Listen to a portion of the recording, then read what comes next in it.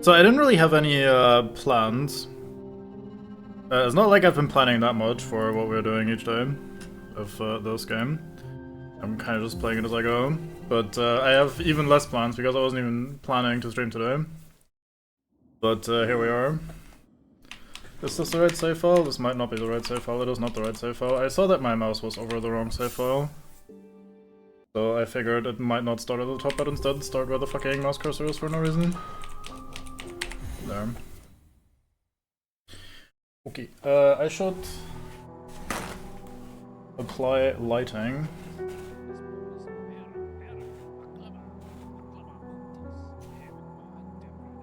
Oh my god, light! Ah, terrifying. There. Now we're a little bit more, I don't know, warded against the oncoming darkness of the afternoon. Okay, so I hope Bango isn't watching because he's gonna see spoilers pretty much immediately. As is proper. My wrists are kind of hurting from holding a gamepad all day. That's not quite true, but pretty close. Right, so we were gaming, and in other words, we were also... we finished off the Grim Troop. That was fun.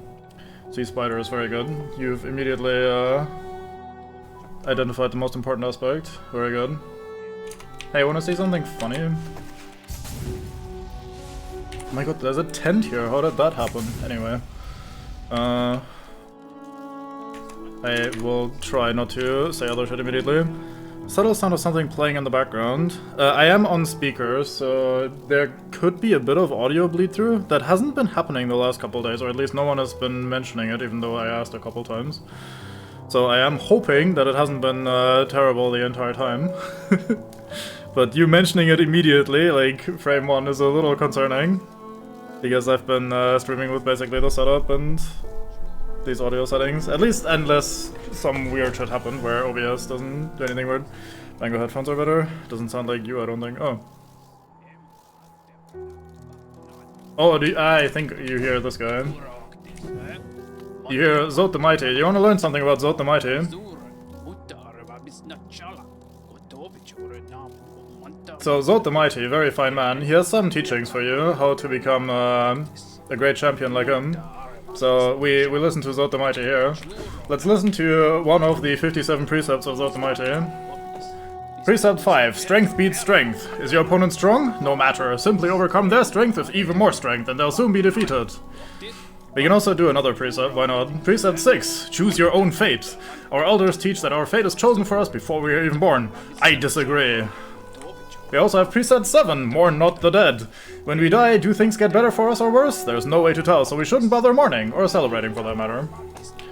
So yeah, he's just mouthing off. His, Bretta is very impressed. She has completely forgotten all about me, unfortunately. As is, proper. When a man like Zod shows up, you know, it's just like, what are you gonna do? You can't really compete. Speaking of competing, that might be one of the things to also do. Just in the first half, not gonna lie. Yeah, he has a lot of things. Not sure if us is really what he has. We could do a thing that Bango also did. Actually, I can't do that yet, can I? Because I haven't done all the beamers yet. We could do Monomon today. I was thinking about doing maybe Queen's Gardens. Haven't done Queen's Gardens yet. I want to do the Colosseum at some point. Motherfucker stole our girl. Can't have shit in there. Fuck, dude, I do my own. Yeah, he has some very good advice. You should, when you get to this point where you can talk to him, he does have literally 57 precepts ready for you to go, so you should read them and learn them by heart, so you can follow them. Follow the teachings and the precepts of Zod the Mighty, and become mighty yourself.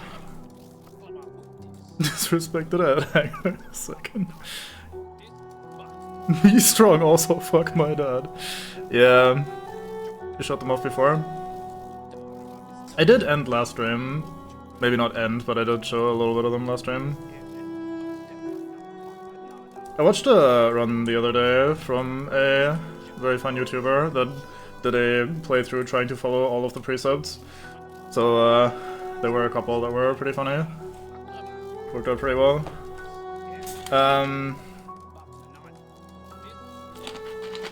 I guess we'll just Go to Queen Station up to Fog Canyon and start exploring and grabbing all the stuff, and then maybe move on to Queen's Gardens. No, in these streams, I do remember someone reading them out. I thought it was you. We shot them a bunch when we were around this place. Oh yeah, I see, there you go. So also reads things with passion, has to be said. Very good. I was giving it like, at least like 110% there earlier when reading them out. Let's see if I have any groups to turn in. I don't know why I'm starting with that, but let's just do that. I have to start with something. I was not mentally prepared. Oh yeah, there's also, look away, Bango. Oh my god, secret spoiled. This is such a clever, cute little secret. I don't know why I like this so much, but this one always gets me. I keep forgetting about that until like one day, on the like 18th time down the well, I'm like, wait a minute, there was something over there, wasn't there? Oh, shame, thought I could make that. Or did we recently turn in? No, I think we did turn in before we ended stream last time. Okay, never mind, fuck it, up and away. Poof.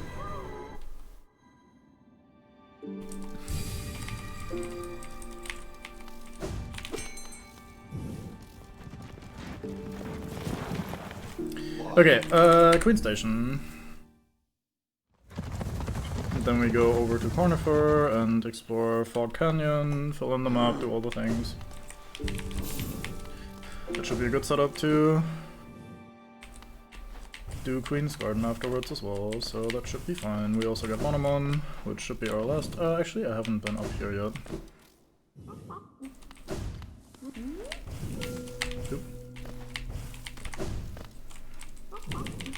Hello, nice to see you. Goodbye, Balloon.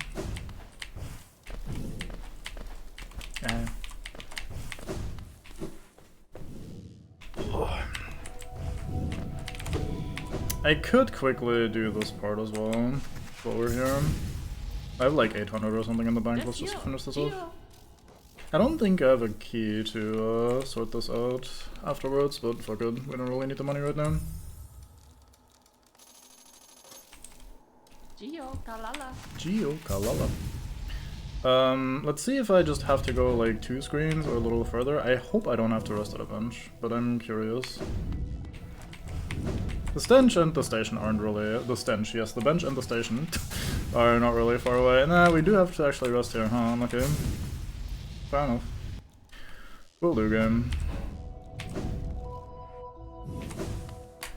No. Oh, inventory drop, let's go.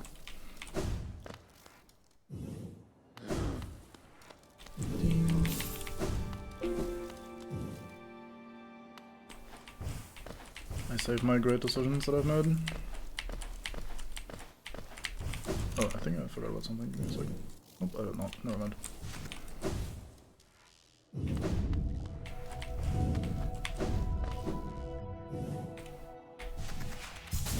Anyway, so weirdly enough, now that we've maxed out the banker has decided, no, it's vacation time, this was all of us out all along.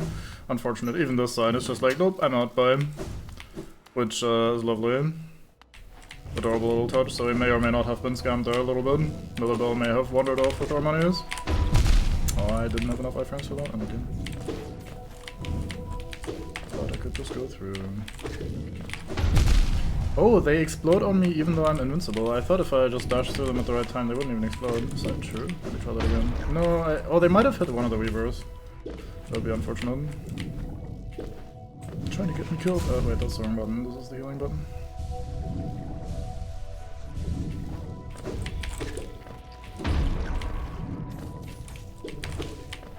I don't know why I'm killing these. I think we have enough for the Hunter's Journal anyway, so I don't really benefit much.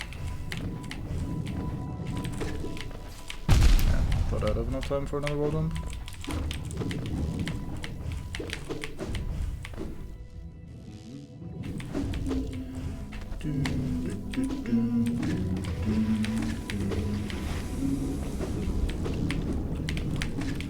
So we can go through these now. I'm sure Bangle wasn't watching, so he doesn't know what I did and how and all those sort of things, and he'll never figure it out, and it's fine. Yeah, we can go this way and go talk to Cornifer, get ourselves a map of this area, and explore the rest of Fog Canyon. I did not reach any of the fucking walls to wall jump off of, I'm okay. Very good platforming. Yeah, we came in from the right side just like you did, so we got the map here from Corner Farm. Don't worry about it. I'm just talking, you know how it is when you're streaming, you just like say things to fill the dead air.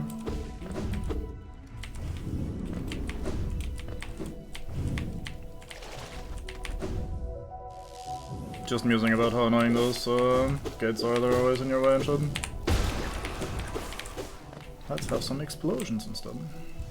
Oh yeah, how much do I get from these weavers, let's say? Okay, okay. Nice try, buddy. Jumped into the acid, that's one child less I have to take care of, very good.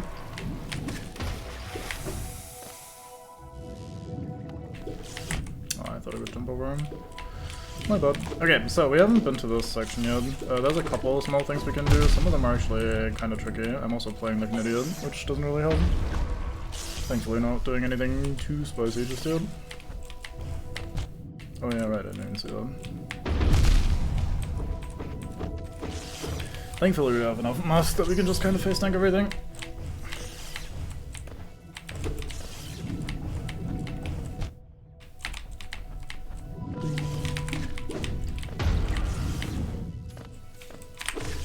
I didn't mean to sideswipe, I meant to down slash unlucky. Oh well. I think you can press down or up to interact with things. I'm just realizing, I don't know why.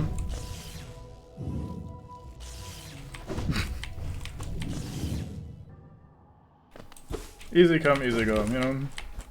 Like, you randomly find 3 spider children, and you're like, hey, these are mine, these are cool. And then one of them jumps into acid, and you're like, hey, I have 2 spider children, very good, still fine, still cool. Okay, so we did not have to do this path to get here. I wonder if I still have to go through here so it becomes part of the map. It might not even become part of the map ever. Oh nice, Hunter is happy with us for having killed enough of those guys, very good. So that should be that section filled in, so now I go south. Oops. Things are definitely going south in somewhere. Is this the room that we did? No, this is not the room that we did. So this room is kind of weird. Let's just not kill this guy, I think. Whoa, the spider! Fuck's sake, I forgot. Damn it, children! Contain yourselves! Stop killing all the jellies!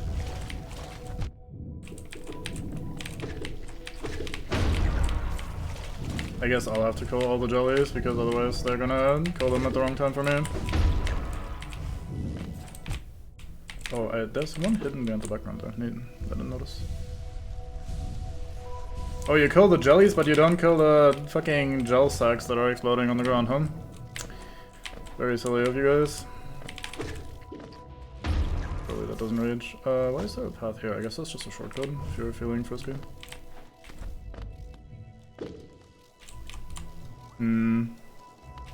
Oh, very good, thank you. Children are useful for something, yay! I don't know why I tried to double jump through that. Double jump, definitely not the move for that situation. Anyway, so we get a charm notch here, and you might have noticed that the charm notch just healed us to full HP, which is completely arbitrary and very random in my opinion. I read a theory that they only added that effect to charm notches because of this room, because you clear this room and then you're like deep in the ass of every explosive thing in the game after having already taken a bunch of damage, so you might grab this thing and just immediately die and it feels bad, and then you have to come back and get your shade and everything is terrible. So the hypothesis is that the devs added the heal to the charm notches, because first of all, why not? You don't pick up that many of them anyway. And second, it makes that room a little bit less ass to get back out of. So playing out this game with Weavers are good, you are never safe in Fog Canyon, very good, yeah. Okay, I think that's this section done. We went through the stuff on the left there, so we just go down here. Hopefully we don't literally go down, or only literally go down. Which part of that is metaphorical? The going down as in you die, or the going down as in you move downwards? Probably the latter, huh?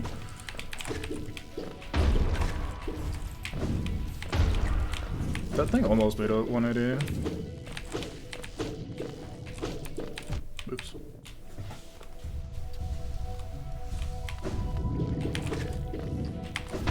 Yeah, it hits the weavers rather than me. It doesn't hit me during the dash. That makes sense. I just tried to I was about to try and mentally pogo off the fucking background one. Very good. Good job. We're paying attention, we're gaming. Let's talk to Quirrell real quick. Diamond 1 to Diamond 5 in win streak. Meet Akuma, win run just to get destroyed to dumb shit. I'm mad. How have been trading me? Hollow Knight is great. I've played it many times. It is a very nice game. One and done's me also, by the way. Fantastic. Just to make it maximum obnoxious. But hey, that's still a massive win streak and a massive amount of rank gain, so... Even if it ended in what might generously be called tragedy, that is still great progress.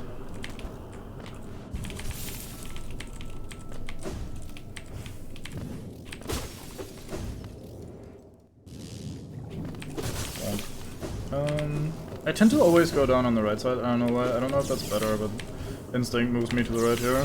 I cannot tell why. Oh, I went too high. Ah, kids. Kids, why? Bah, why are you so violent? Who raised you? Well, time to heal back up. Good things these only do 2 hearts of damage. Smile. It's fantastic, everything is great.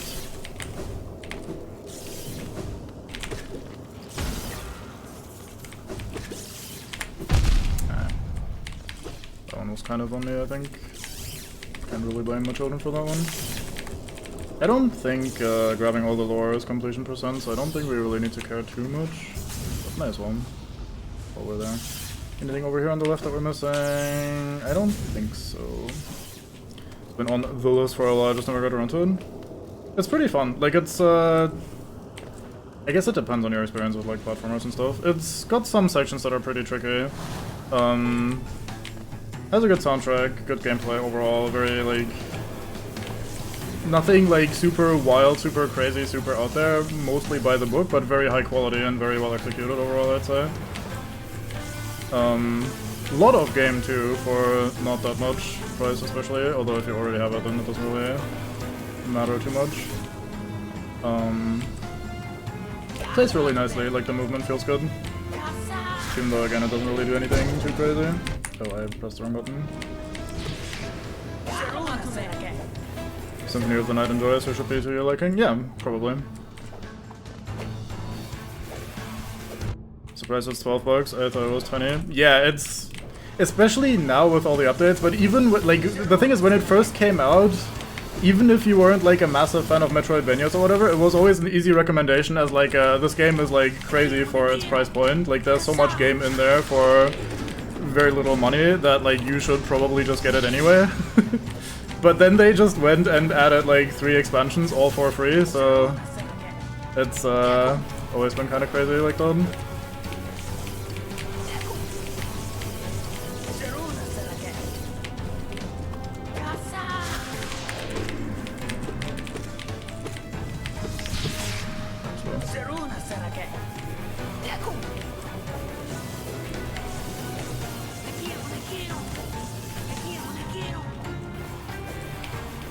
Oops.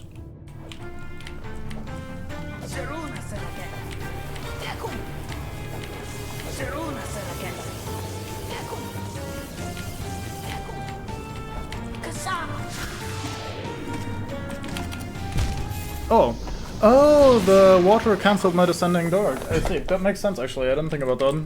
I was like, surely it dies from this, and then I hit the water and it cancels my dive, and then I die instead. Unfortunate. But yeah, ever since we started dying, I've kinda not really been trying too hard to stay alive, just kinda going through things.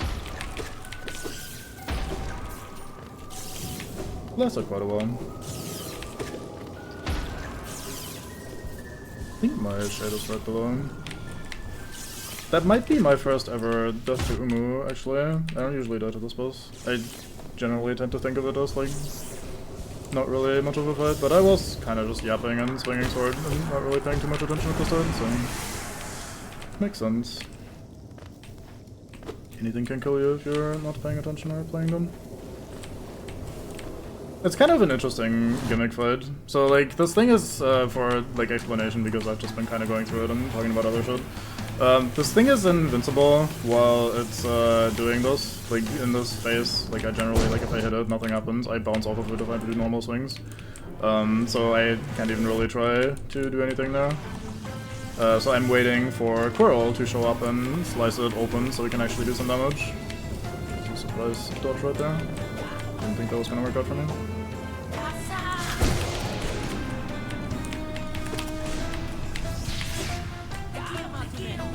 So we have like 2 or 3 attacks or something, usually 3 I think, that we have to dodge here before Quirrell is ready to slice her open again, and then we can attack for a little bit and we repeat those.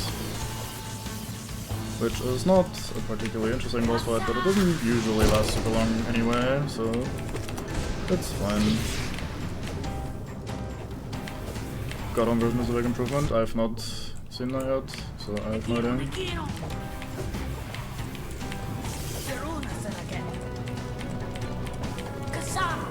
Oh, there we go. But no, don't worry. I don't mind spoilers or backseating or whatever in this game. Like, you feel free to like talk about that sort of thing. I am fine with that. I was just saying that as in like I can't comment yet. I'm curious to maybe find out if this playthrough goes long enough. I think they wanted this to be a narrative moment with Quirrell. Yeah, exactly. That's also what I was gonna be mentioning, that I think despite it just being more a little bit of a gimmick boss fight, it works really well to actually help you establish, or help them establish Quirrell as an actual character that actually does things for you rather than, hey, here's another random bug. Can I not? There we go. I think there's more bonus lore over here. Does Quirrell always show up no matter what? I think so, right? Otherwise this would be unsolvable. Hey, we got a Hunter entry for looking at the Lumaflies there. Yeah, and you can't fight the boss without him, right? So, but yeah, it might be that the Godhorn version, you probably don't need Quirrell to show up. But yeah, it establishes Quirrell as like actually there to do things and to actually be helpful, which makes you a little bit more attached to him rather than just, hey, here's another NPC that's just wandering around. It's like the boss before Maria, it's a moment. Yeah.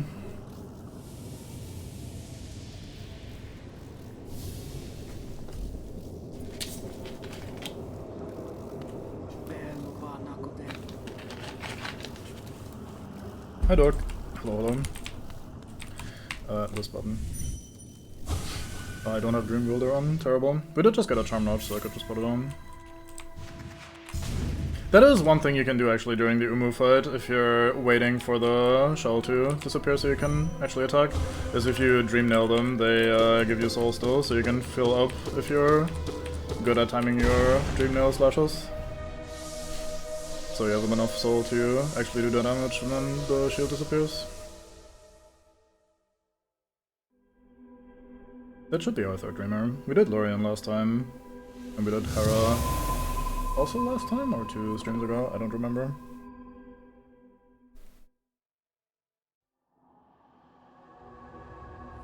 Yep, last one. Okay, we could quickly go and do the Hollow Knight, like Bango did. I think that was a good play. I usually don't do that, but I think that was a good recommendation, so let's go and do that real quick. It'll also show us our completion percentage on the inventory, which is kind of nice. Not really that important or valuable, but it's like a nice little watch number go up as you make progress sort of thing.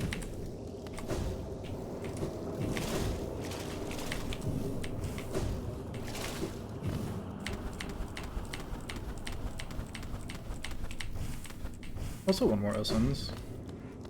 We do have the Awakened Dream now, don't we? Let's have a look.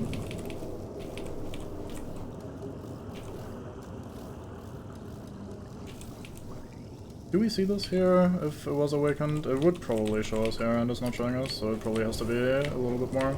I think it was 1500 essence and we're at like 14-ish.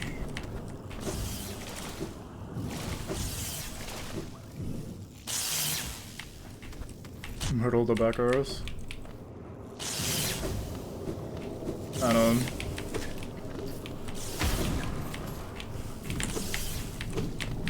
I should probably. There's also a couple warrior spurs we haven't done yet, like Marmu. We haven't done yet because we haven't been to Queen's Gardens.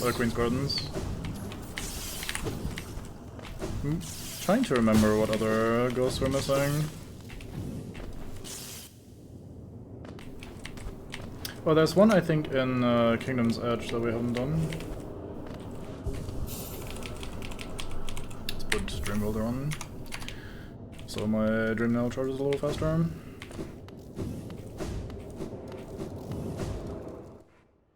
Okay, we're back here. Let's go west, because we have a little bit of another area to encounter, explore. Over... Where does that go? No, that's also Queen's Gardens. This should be better if we go down a little bit and then lift. I think it should be the lake that we can now swim across. Yep, very good. I have some money up here. So there's a little trick you can theoretically do, but I have never practiced it and it's hard. You can... We can try this indefinitely now that we have the immunity to acid. Like, we can swim in here, normally you wouldn't be able to when you first drive here. If you time this correctly, you can land on this wall and charge a crystal dash before you hit the water.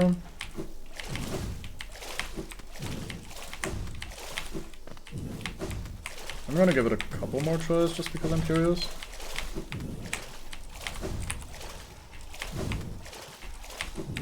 I don't know why I'm struggling so hard with it. It must be more precise than I'm thinking.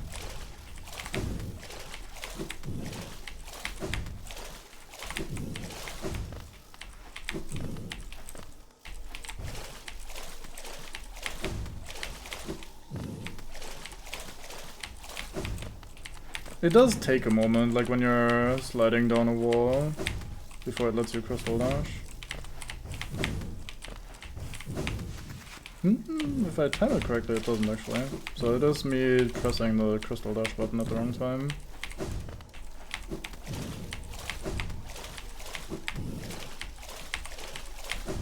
I'm assuming I'm pressing it too early.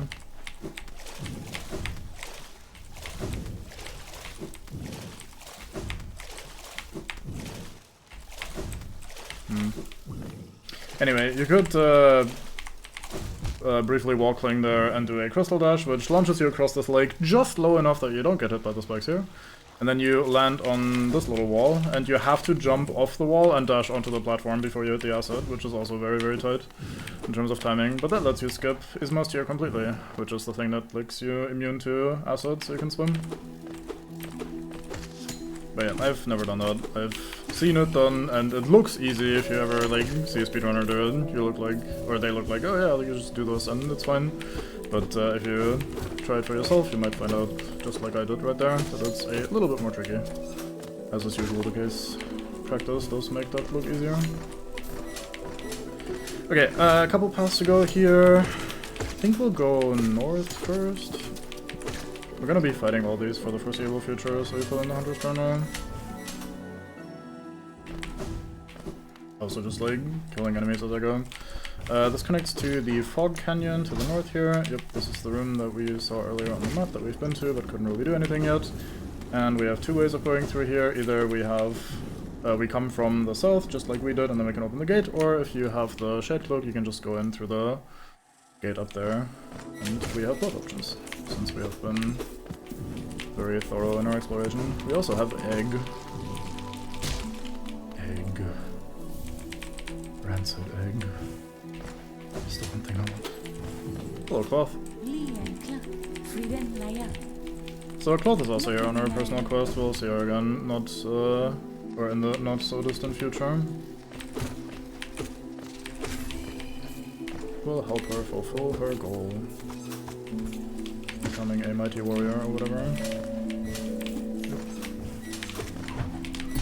Big.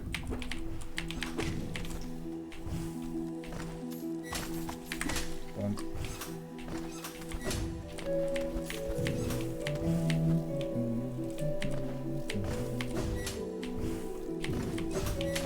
Oddly soothing harp music for one of the more annoying areas in the game. This is one of the few areas where there's actually relatively annoying platforming and relatively difficult arenas. Like these flying idiots here with their boomerang sides are relatively annoying. Like so. Just make this a little easier. Also these like platforms that go down are obviously relatively tricky. Disappearing platforms, a classic in platformers.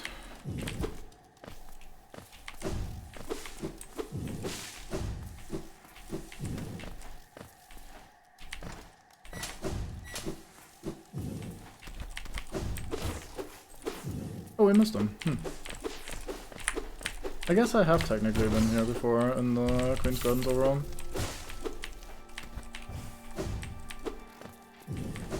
We did very briefly dip in here, and I guess we did something else afterwards, so we had moved on. Unfortunate. Greetings, gamers. Goodbye. Ghostbusters.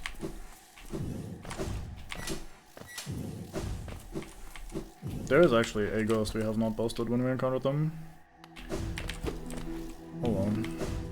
Can always make up those mistakes later on.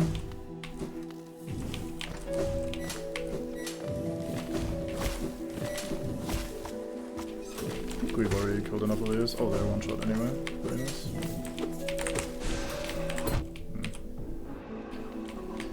I should stop missing, that would make life better. So it's just a little loop-de-loop that opens the gate to the right here. We come back around here and now progress. Could technically go back to the bench if we took a bunch of damage, which we thankfully did not.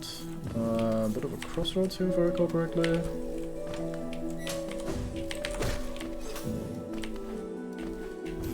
Nothing up there, I don't think. Nothing here either. Oops, I dashed into him rather than pressing the attack button, very good. I want to see if there's something over on the right side before we commit.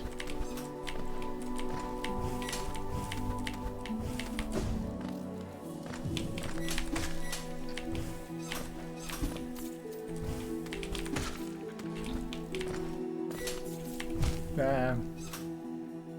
Damn it. Oh, right. Trees! My favorite.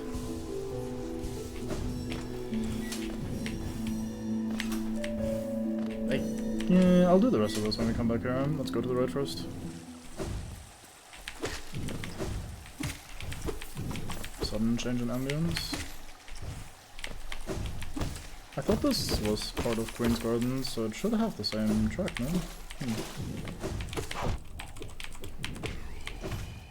So on this path we get the Love Key, which is as lovely as it sounds.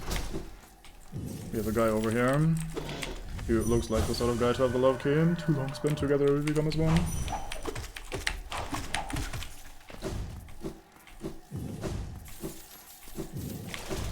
Little Isma's tears check before that one. Interesting.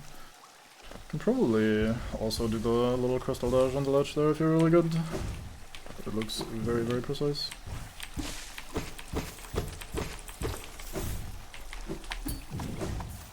I think you can actually kill these. Yes. So we get to unlock their journal entry as well for the hunter, or from the hunter. And this connects to where the prophet hangs out.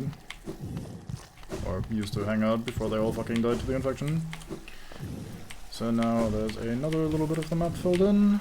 Don't think there's anything else in this area. I mean, we did already have one point of interest with the Love Key, so it should be fine. And then we activate the tree again. Just too long.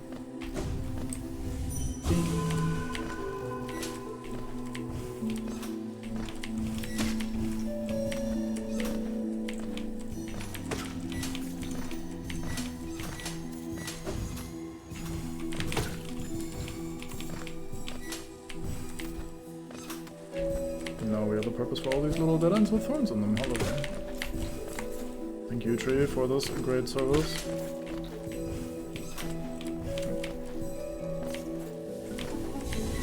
Go back around over there to get the lore. You don't really get anything for returning to the trees, which is always something I found a little bit weird. Like, it would make sense if you got like an extra bit of essence for returning to the tree, but I think you literally just get the lore, yeah.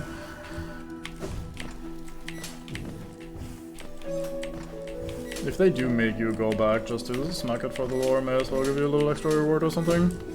But I have talked about before that I don't really like the trees and the way they're implemented. They're just kind of busy work. Oops. Terrible spacing.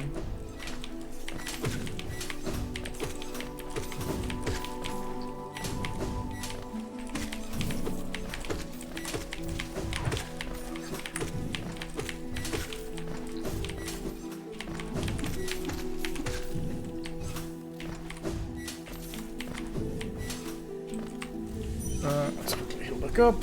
So, bench to the left and path to the north. I should stick with either left, right, up, down, or north, east, west, south, rather than this mixture that I'm currently doing. Oh well. We pay for bench. As we should. Unfold into bench, so we can rest. We even get a little bit of soothing music. It's very nice. We can unfortunately break the soothing music and it will not regrow.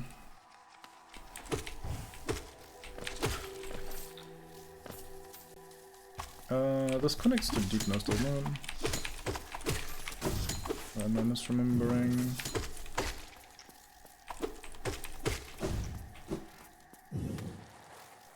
I mean, it looks like it would connect to deepness, just visually. With the way it turns dark and it's moving deeper.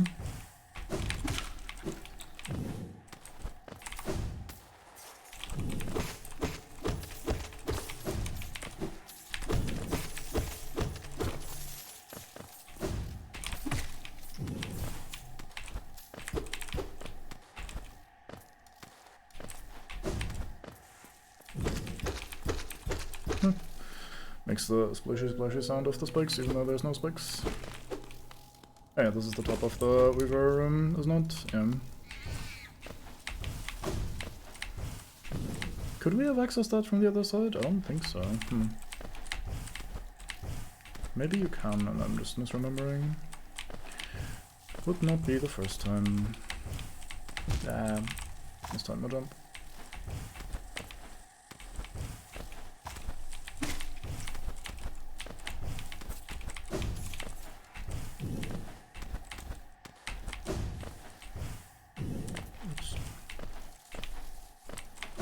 We could probably do White Palace today, if we get to 1500 or whatever the fuck the threshold was. That could be fun.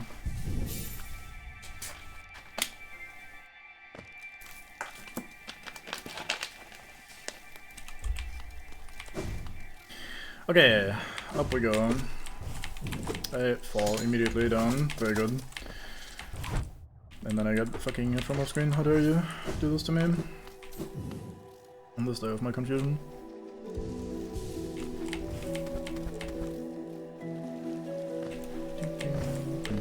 Static station, you say? Arena, I say.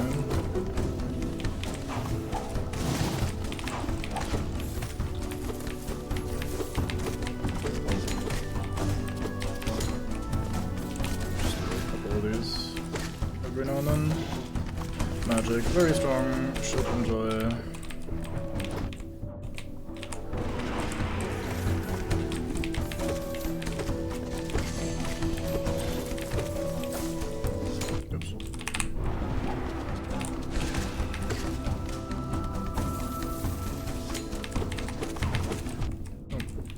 Became spiky. That makes sense. Right. Short-lived little adventure. This little corner here has always bothered me a little bit. This looks like they just kinda, for lack of a better term, misplaced the platforms, because you like left and right here makes sense with these little arches, and then they placed one here as well, even though it doesn't quite belong. I feel like this should be a wall. It's like a very, very, very minor cosmetic thing. And arguably it's even intentional, like architectural thing, like, oh, it looks good or whatever. And it's just objective, subjective opinion-based shit, but that always felt wrong to me. That little bit. Hello, Grub.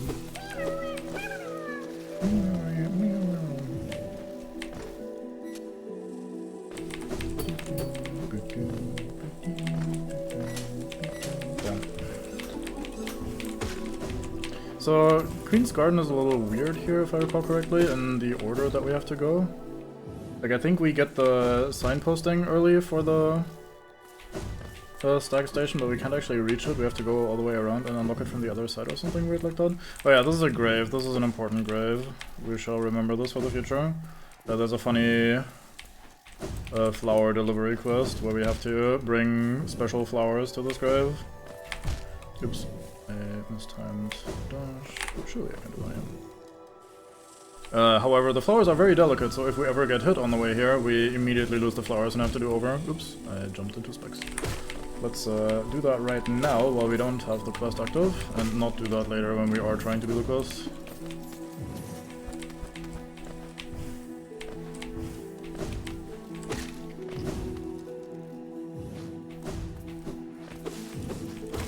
Oh yeah, we also have these weird fucking frog kind of guys. They are a little notorious for being dicks. Very erratic movement, hard to predict, easy to get swarmed.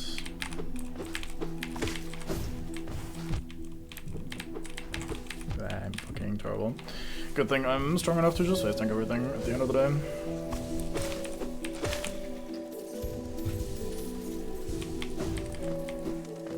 Big bug. No thoughts, just big bug.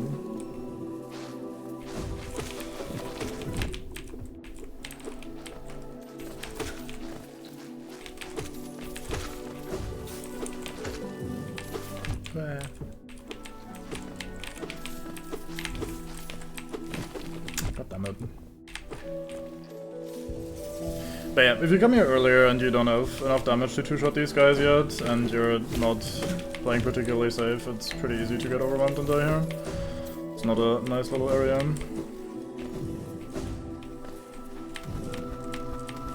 Doesn't this lead to the Queen's Cocoon, or is this a different spot? Is this just optional for loot? I think we get to the Queen here, right? Okay, that almost sounded like a breakable wall. Nope, it's just a grub. Fair enough. Oh yeah, it's the other side of the cocoon, right. Have to come back around from the other side to get here. Past the boss. That makes sense. Money. And free murder as well. Damn it.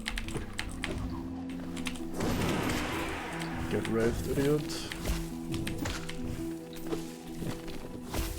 Ah, we duck under the enemy hitbox. Let's go. Hitbox spawn right there.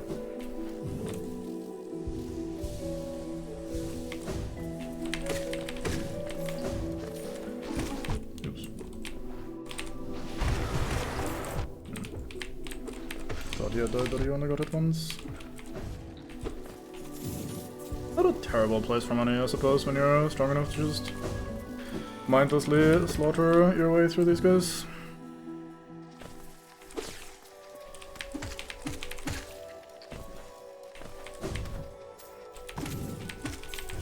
Given that we just spent almost 4,000 GL at the bank, we are already getting rich very, very quickly. Nice little car stack back. Oh, that's Marmu, isn't it? That makes me less than excited.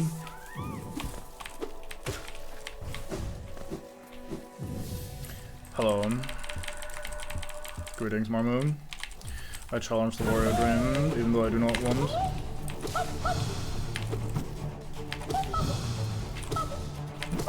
This is one of those that should on paper be easy, but also can be a little awkward sometimes. Like, your fight either goes really well and you're like, this was hardly even a fight, or your fight goes terribly and you're like, what the fuck, how, like, please help, get me out of here.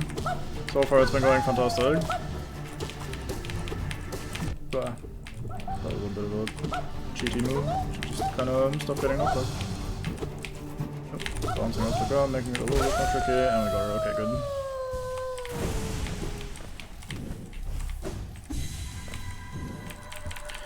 Goodbye. Don't worry, I'll talk to the Queen for you. This should bring us to 1500 then. Hell yeah! Very nice. Pretty sure that was the important breakpoint. We'll find out when we next go to this area.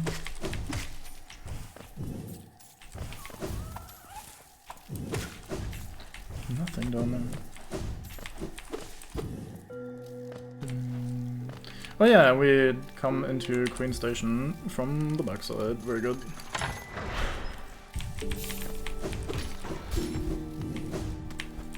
Hello, Stag friend. I feel like you have a message to tell me. Something very important. Mate has found the Stag Nest. So now we have a hidden station, basically. Not literally, there's a station called Hidden Station, so it's not that one, we have that already. But there's like a stag nest. He remembered suddenly where the stag nest was, where all the stags grew up and hung out, and he wants us to find out if he's the last remaining one. He expects everyone to be fucking dead, and he is correct. They have all perished, unfortunately. With maybe one exception of a glimmer of hope. Because as we continue to explore past our little reward, find this giant elevator that we were using to transport the bugs, which makes sense because they were very big. But if we go over here, find a little cave, an empty eggshell, so something must have somewhat recently hatched here.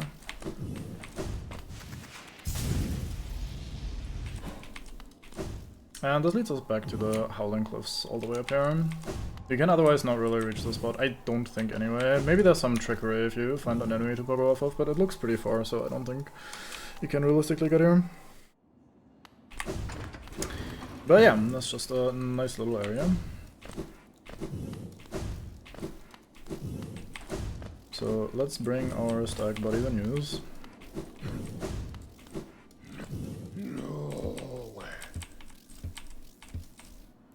So note that he is currently called the last stag because he is convinced everyone is fucking dead. So now we will tell him about the egg, and he holds on to that hope that his kin's still alive, still out there journeying beyond these lands. And now he is no longer the last stag. His name changed to Old Stag because he is now no longer convinced that everything is over, which is a very nice little detail.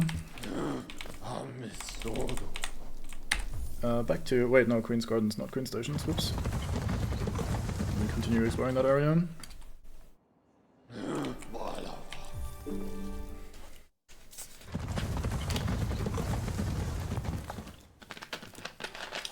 I do like moments like that where the game uses the in-game mechanics to change the character's mental state or show a change in character's mental state or things like that.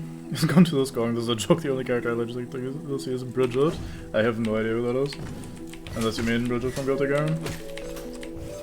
The only character I know that will be in Silksong is Hornet.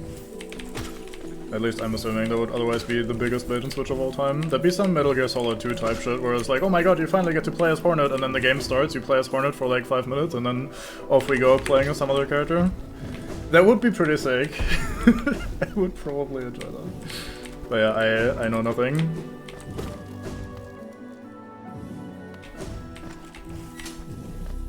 Oh, Bretta, right, sorry. Wait, she'll be in Silksong of all characters? Oh, weird. Oops.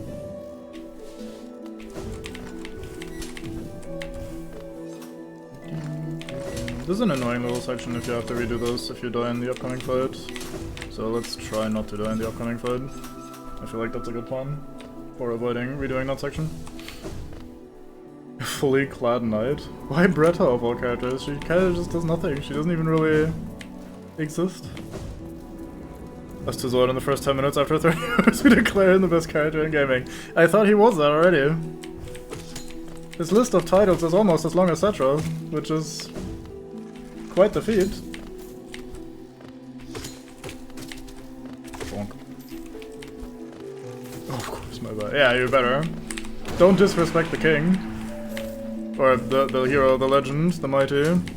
Or his nail life ender will find a new target in you.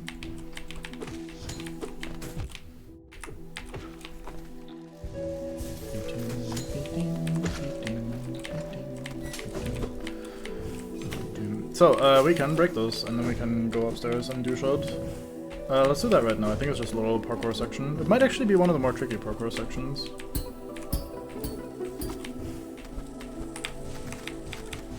Back here.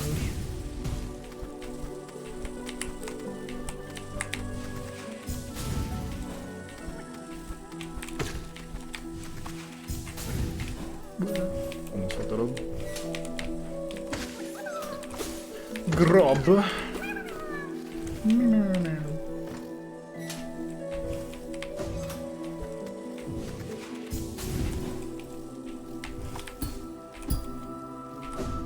I mean, he's the best character of all time, unplayable here. Imagine the sheer attention of playing as him. It might honestly be kind of boring. I imagine some sort of One Punch Man style scenario where, like, every fight is just like, yeah, well, what are they gonna do, you know? Like, they show up to fight you and then they immediately die as your nail just fucking one-shots everyone.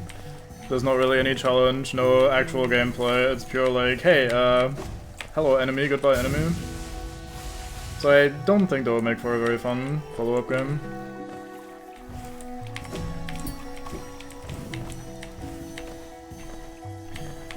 So we have another tree, of course, so we're doing more essence collecting. This one is not terrible. It's like a fairly far distance, but if you come back here like we have right now with all of the movement options, you can kind of just fly through this area really quickly, and it feels nice. It's also like a good little callback to when you might have first done this area and you had to like very carefully pogo across, bouncing on each of these and taking it slow and methodically, and now with double jump and dash and wall cling and every single thing we could possibly have, we just kinda don't really need to give much of a shit. We can, oh yeah right, we can even land in the water now because we're immune to the acid, so it's a nice little moment to come back and realize how far you've come, basically. All of the funny shit you can now do. Okay, so that is this little corner done.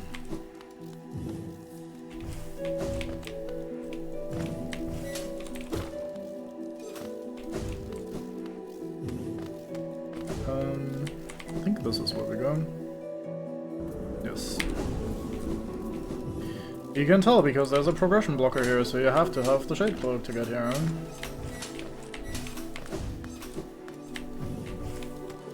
Looks like there's gonna be a gate closing below us. It's almost like there might be a little boss fight here. Well, let's have ourselves a little boss fight then. So this, wait, not this guy. This guy is kinda shit. I think the next guy is also gonna be kinda shit. There's gonna be a couple not so great guys, followed by a little bit more of a great guy. Hello, Cloth. Thanks for helping out. I agree. I can't roar like you do, but in spirit, you know.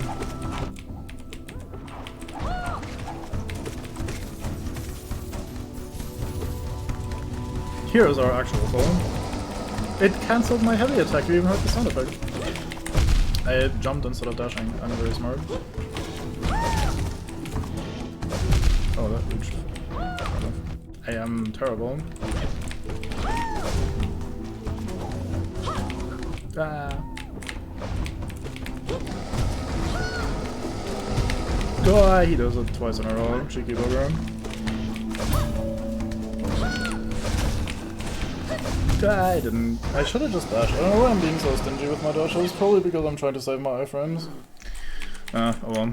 Okay, so that's the unfortunate part, which, like I said, whenever you die up there, you have to do this little annoying climbing section coming up again, which is pretty tedious, so I wanted to avoid that. But oh well, should have tried a little harder, I guess. Is this the way? I think it is. I think going up generally is the right way. I could consult the map that I want. Yeah, should be this part. Yeah, we're definitely in the right spot. Put a dream gate up. Yeah, fair enough. So, fun fact, Trader Lord was also one of the bosses that got heavily buffed and improved in the update that made Nosk a thing. He used to also have a very, very basic moveset. I think he didn't have those shockwaves and the scythes, I wanna say. So he was like a very, very basic fight. Not really that different from a normal Mantis, essentially. At least that's what I broadly remember. So it might be completely wrong.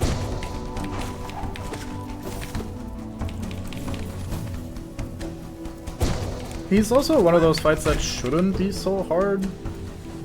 But for some reason it's very easy to get hit because his body is very big and he moves quite far with all of his attacks, so I often find myself thinking I'm out of range and then it turns out, nope, I'm actually in range. And since he hits for 2 damage and this room isn't very big, it's pretty easy to just eat shit randomly.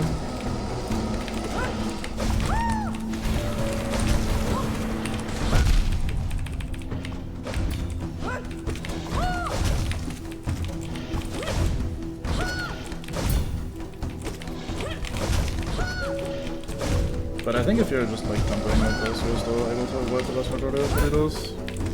And when he goes airborne, you can dodge away or through him or under him. And since you are expected to have Shade Cloak here, since there's a gate in the way, you should be able to always avoid all this bullshit if you're just taking your time. That attack is pretty cheeky. It feels like that's the point where they're trying to teach you that you can go through shit with the Shade Cloak. Like, to actually use it in combat rather than just as a traversal tool. Anyway, Cloth just got speared, and then she swung her club at the guy, and now they're both dead, which is a thing that occurred, I suppose. That's not me fucking up, by the way, that's just how that goes, unfortunately. So, alas, Cloth has found a untimely death.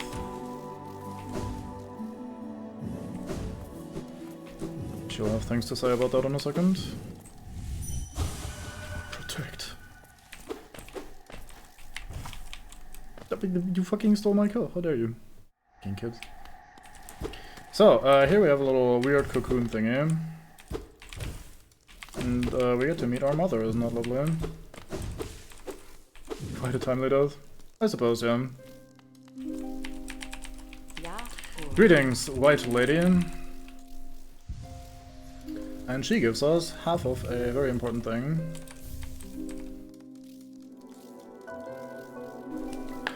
She gives us the white fragment. So we go to the charms over here. Fragment of a white charm, it cannot be equipped, unfortunately. She's protecting the outside world from our horny mother, yeah, basically. I do like the, like, haha funny interpretation of that lore, when I also think in the sense that this is like a game about bugs, so like bugs having 8 billion offspring is pretty normal. So the idea of like, hey, they tried to create vessels and she ended up shitting out like a couple thousand of them or whatever is probably not because she just has that much libido, and it's just more like, haha, bugs make many offspring. But yeah, it is a pretty fun little gag. I start sparking up because she's very horny, no cap, yeah, exactly. Anyway, so hey, here she is again. Greetings, Cloth. So she's pretty pleased with herself. She got to be a fine warrior and wants to be on her way, so off you go. She gets to meet her Nola, or whatever the fuck her name was, or their name was.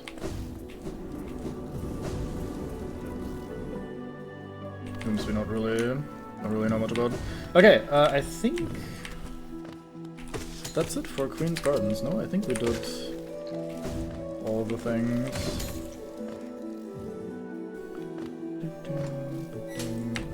This is a bad room for me to consider just up and away, up and away. So we'll teleport out up here. So I want to go to Dartmouth and buy the map that we're missing so we can check and see what it looks like, see if we're missing anything important.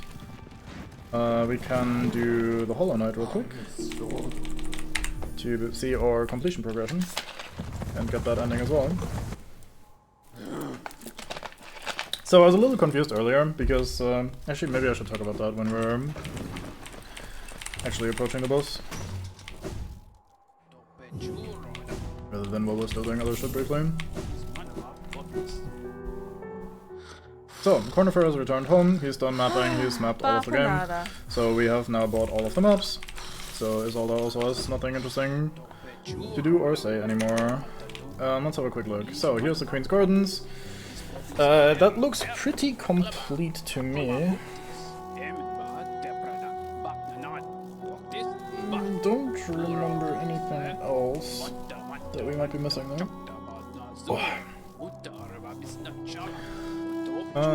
Yeah. I think that's just done. Okay, let's go and do the Hollow Knight real quick.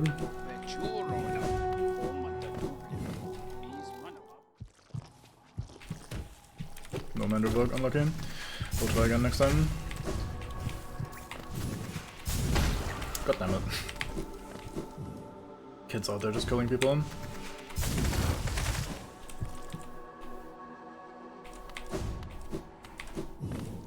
So, since we have killed all 3 of the Dreamers, we have ourselves an open egg over here. And we can now enter the Temple of the Egg or the Black Temple, Black Egg Temple, I don't think words combined like that somehow. And since the devs are very kind, they even put a little bench in here. So that you can resort out your build before the final fight, or possibly final fight. So, by interacting with this, we get a thing called World Suns. Yes? No? Okay, I cancelled it too early. And with World Suns, we can now go into our inventory, and in the bottom right we see completion percentage, which is, well, the completion percentage, how much of the game we've done. So we're looking at 90% right now. I don't remember all of the things that give completion percentage, but it's most of what you'd expect if you just think about it. So like picking up grubs, picking up charms, I think, anyway. Mask fragments, boss fights, like basically all that sort of shit. And as is typical for Metroidvania style games, they like to have their completion percentage. The maximum is higher than 100%, so if you fully complete this game, you're gonna get over 100% of progression. Which I've always kinda disliked, because it makes it very arbitrary. You have to like be in the know what the full completion actually is in the game to be able to judge afterwards whether you're doing well or not, like if you have all the things. Because you might be looking at 100% completion and then go wait, I still have some stuff here that I haven't explored that I'm curious about, like what's going on there. And it does just feel a little weird for that sort of purpose when you can go above 100% for completion. Mostly just actually it should just increments by 1. Yeah, but they could instead have come up with a system where that is 100% completion, right? Like, that's, like, it's not 100% because they made it not 100%, is basically what I'm saying. Oops, I should also pay at least a little bit of attention and not walk into them. My kids have interrupted my healing opportunity. Okay, we have more healing opportunity. Censoring the soul farm. Not intentionally, I just wanted to heal. Oops. I am not playing very well.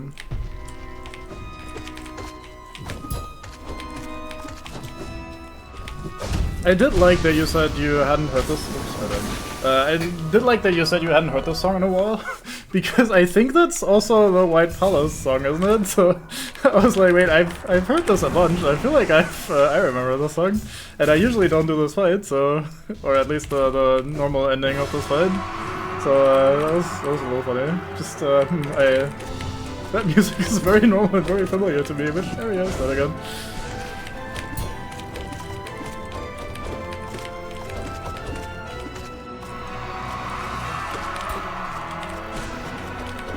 Yeah, didn't jump far enough.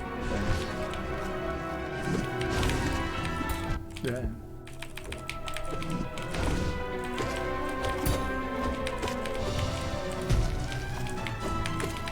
Almost didn't remember my dash button there, even though I've dashed like 100 times at least since we started the stream. So he's stabbing himself to fight the infection, which is currently taking over his body. At least that's how I always interpreted that. I guess the fight progresses, it becomes more and more clear that the infection is more there than the Hollow Knight himself, so more and more of the attacks become this infection-based shit. There's one that we haven't had yet, this one, where it literally like uses the body of the knight to slam at you, which is not really a move someone normally fighting you would pull. So he's trying to hold back, trying to hang in there. Because he also wants to contain and fight the infection, but he cannot. Plus the music also being so dramatic. Let's quickly do this. Yeah, nothing with the Green now. I figured that was what was going to happen. Because Bango was curious what his Dream Nail was gonna be like in that situation, but there's a good reason we can't Dream Nail him. There's a good reason we can't Dream Nail him there. That is hard to say. But yeah, having decided that the Hollow Knight was kind of a shit vessel for this infection because it kept seeping out, we have decided, nah, fuck it, we're the true vessel, we're better at this. We're proper, we're good. So we shall now contain this infection. And what I do like about this ending, even though this is not my favorite ending, is that it is actually ambiguous whether that's true or not. there's an argument to be made that maybe the knight that we play as is actually useful and proper and able to contain the infection, because we find out later that the reason the infection is taken over and is still seeping out of the egg and everything isn't because the plan in concept was horrendous, it's because the Hollow Knight, the guy that's like in there and was trying to contain the infection, is flawed. Like, he's not actually a pure vessel, he's not actually perfect to contain this shit, and for what it's worth, we might be.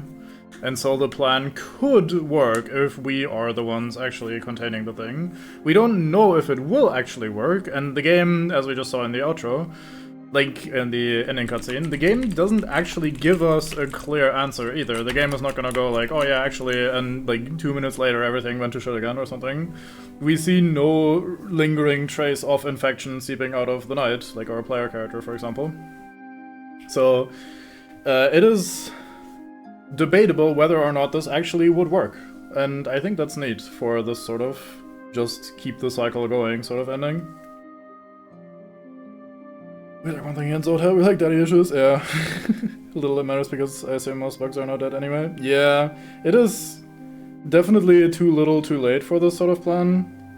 That being said, the infection could feasibly maybe spread to other regions and maybe other kingdoms and maybe future civilizations, so having this sealed away in some way is probably alright, but at the same time, if another civilization does end up hanging out here where the game takes place, then we're probably also gonna end up eventually being uncovered. Someone is gonna stumble into this temple and be like, hey, I wonder what's going on in here, and they will free us even if just out of curiosity, and at some point someone will beat us down and free the infection again, so it is possibly a fine plan for now, but it's a little, definitely too little too late, and also it's not exactly a foolproof long-term plan, so who knows. But yeah, something that I found interesting and had me a little confused earlier when Bango was streaming, Turtle was suggesting that Bango also went and did this fight early, which I agreed with, but Yuki said there's, like, you are locked out of this ending if you don't, like, if you go further. And I was confused by that, because I thought, like, wait, what? This ending where we take over as the vessel? We can do that later, we can choose to continue the fight like that. But there is actually a small detail that will change about this ending cutscene. A very small detail at the end of the day, but a significant detail.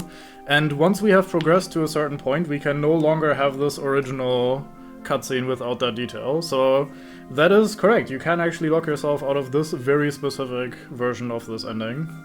So we have gotten this now. Exactly, yeah. We can prevent Silksong. Oh, maybe that's what it is. Every time someone does the ending where Hornet is trapped in the egg with you, it delays Silksong by another month or something. But yeah, we've unlocked Steel Soul mode, we've already done that. Or had that unlocked, I don't know why the game presents that as though it was a new thing, I don't know. Maybe it's just part of how that rolls. But yeah, we can just reload right back here, and we will have the ability to continue and do other shit. Kojima would actually do that. Possibly, yeah. I was gonna say, let's hope these devs aren't quite as crazy, but since they did finally announce the game itself, I guess they just are not, and we can rest safe in our knowledge that the game is actually coming. Look at this angle, fantastic. I was not aware that it's gonna be that good. Now. Oh, almost. We're very close to completion here. I think it's only the... Nah, there's another one over here. There might only be the collector area left, actually.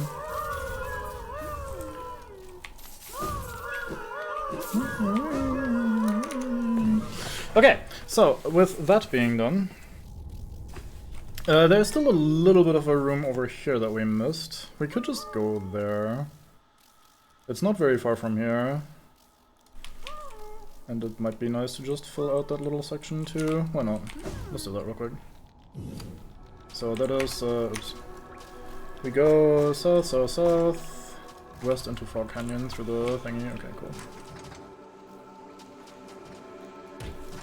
For a second I thought someone was pooping on me, but it was just my children trying to follow me.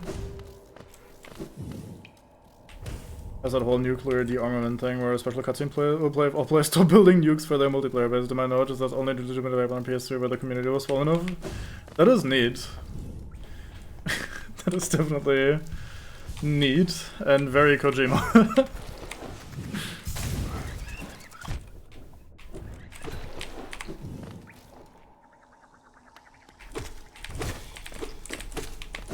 I could see a game like Fallout 76 having something like that. Like, oh, if no one launches a nuke in a while, then we will finally have, like, some sort of peace-based event happening or whatever. That would be nice. I don't think Bethesda would ever have the creativity, balls, the gusto, the strength, backbone, etc. to do anything like that. Okay, so, this room. I do not remember this room. I am pressing all of the buttons that are incorrect. Let's try again.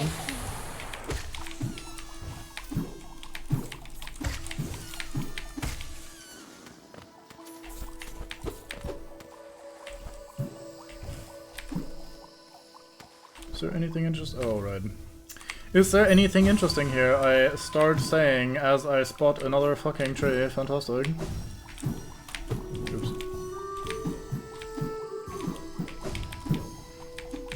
I'm bad.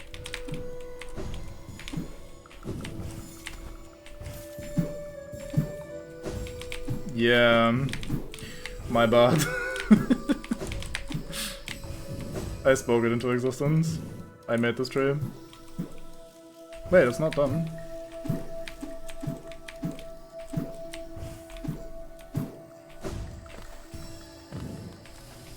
Very good. Fuck. I moved though. You actually stand on that for a little bit, huh? Before bouncing off. Neat. Mixed cover and Toxic Forest Teacher. Very good. And this connects over here. Ta-da! So that's that stuff done. Anything else we need to do over here? I don't think so.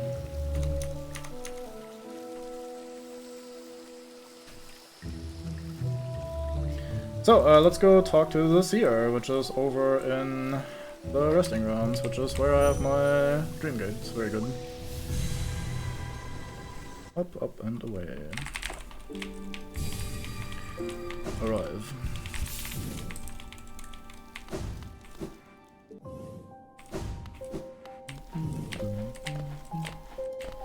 Do you get anything interesting if you manage to bin all those spirits in the Becker's graveyard thing area? Despite the nail man trying to prevent you from doing it. Wait, what? I thought 1500 was the good thing. Fully awakening, we need 1800. Well, well, well. Fuck. I do think there was one in Kingdom's Edge, but we've been... Oh, actually, never mind. There's that area with the Void Gate that we couldn't go through. So we could head over there real quick. That might be good.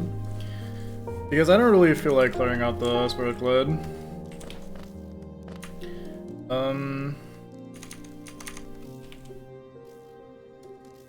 It's probably still technically faster to take the elevator, or not the elevator, the station over to King, or the stag over to King Station. There we go.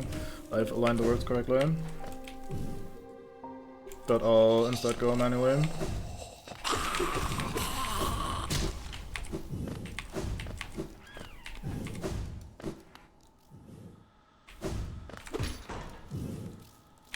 Would you kindly? Where are you climbing? Kids. What a silly bunch. Hello guys, it's me again.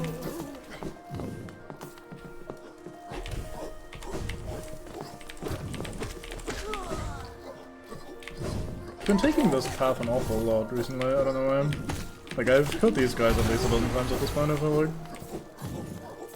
It's probably not true because I only just got the Hunter's Journal.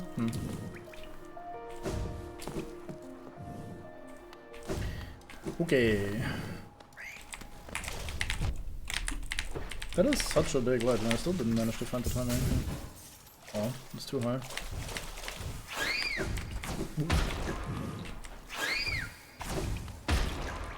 We have the love key, we can also do the collector. I guess we'll do that, yeah.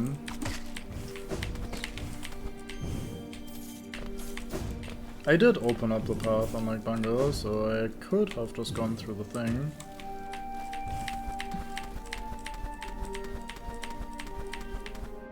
That may as well quickly climb up here. Wait, this is not where it is. Oh, I have to be in the upper room, huh? That's a little bit more inconvenient than I expected. Oh well. We're mostly here for the ghost anyway.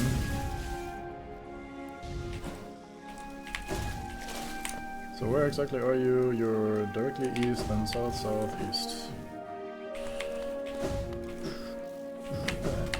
God damn it.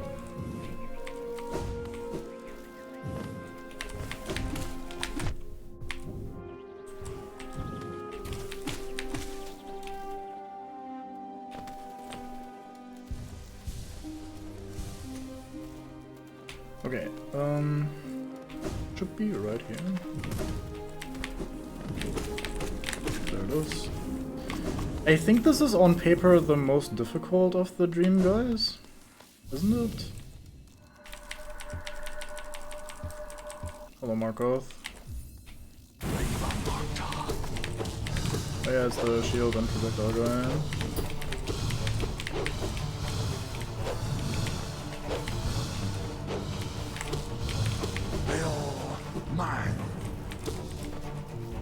Oh yeah, right, that extends and goes further out. Fair enough. Well, if you only do 1 damage a hit, then you're probably not gonna be having much of a chance, so yeah.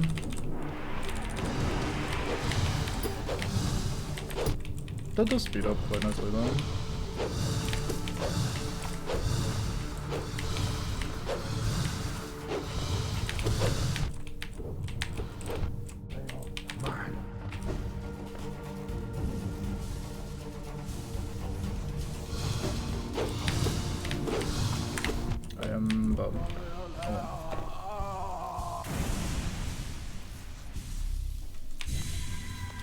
Hello, friend. Goodbye, friend. 1800. Surely. Yes, thank you. Very good.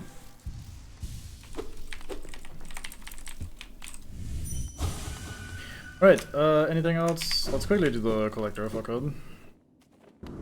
Let's ideally not fuck it though, despite all the connotations and weirdness surrounding that room in that area. Like, metaphorically, fuck it, not literally. Like, I pulled a Bango, I was actually safe there, I just stopped because I realized the spike was coming. Just fucking pulling out the map pixels away from a spike falling on my head, very normal.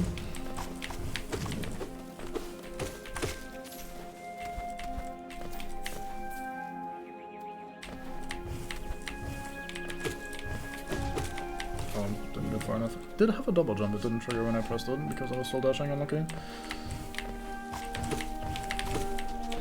Hey. Hate you. Everybody does, to be fair.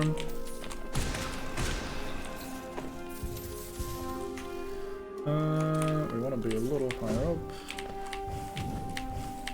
Then we head west.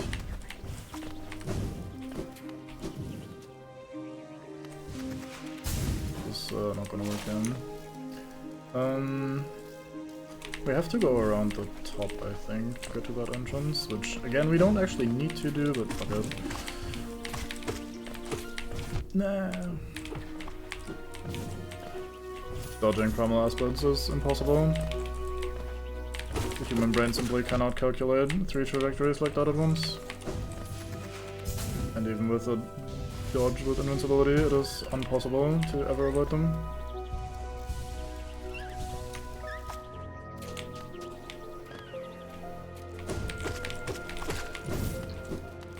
Okay. Tower of Love. Use Love Key! Someone's having a giggle. Oops. There you go, essence.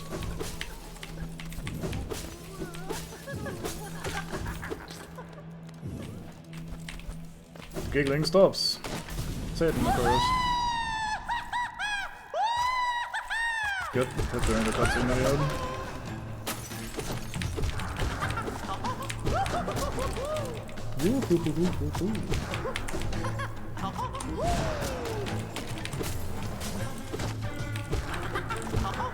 I do like the distorted version of the normal battle theme.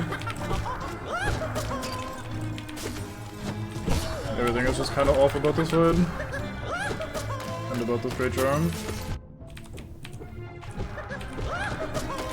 Very weird ass thing, even for a game of Hollow Knight. Terrible attempt. What? Time squad.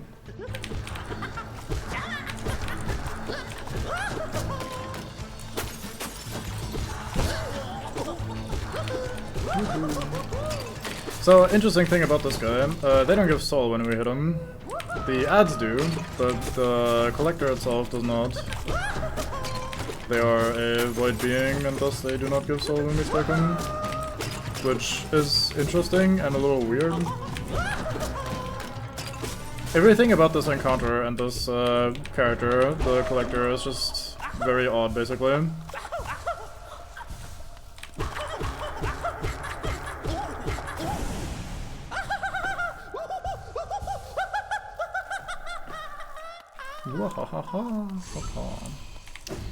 Goodbye. Now, the reason we did all this is because grubs! The collector was collecting grubs, as you can probably make the connection yourself by looking at all the fucking jars in the background and everything. 3 grubs were collected here, and we receive a collector's map, which shows all the grubs on the map.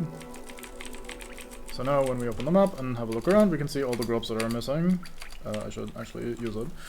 And we can see there's one over here that I missed. No, that's not missed, that's part of the hive, we haven't been there yet. Anything else? I think we've been pretty thorough. Oh, there's one over here in Green Path that I missed. Fuck. Unlucky. I would have been so proud of myself if I managed to find every single grub that we were in the area of. Unlucky. Well, still missing only one is pretty close and pretty good. Let's just leave, fuck it. No real reason to walk out the normal way.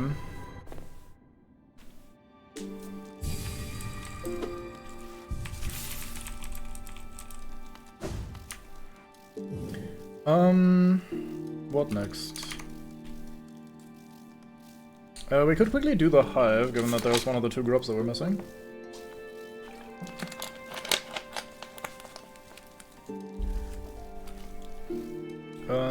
How do we even best get there? Probably from Palace Grounds. Palace Grounds, run here, go up, tram to the east, and then we're basically there. That seems alright, yeah. Let's do that. Oops. The hive is interesting because it's a pretty late game area, enemies are relatively strong in there. And it used to not have a boss when this game first released. I mentioned earlier that the Trader Lord's moveset was updated and became much more dangerous and the fight became an actual fight. Well, there was no fight in the hive, you just ended with a spirit that you could talk to, and they would not fight you either, so you had this very epic, very dramatic build-up for what could have been a boss fight, and then it's just not. Which I thought was fine. I thought it was a nice little subversion, not everything needs to be the obvious, like, hey, at the end of every area there has to be a boss, but at the same time it was a little bit of an anticlimax, so I understand why they ended up adding a boss there. It fits. So we will go and do the hive real quick. We've already been there, we've been through like half of it because we did the Grimchild level up, Gathering Flames questline sort of thing. So we have been there, we've seen the bees. Got the impression I would have added the beehive as a new place altogether. No, the hive was there, it's just that the boss room instead had the ghost of the bee queen thingy, lady, whatever the fuck their face is. And that was it. There was like it still had the build up of that hallway and then this like dramatic looking room. Just no boss, which yeah, definitely stood out a little bit. The queen is in another castle, basically, yeah. I thought that guy was alive, but I was looking at my own reverse. Very good. I'm just not gonna bother. I instead walk into you, so your attack still succeeds, my bud.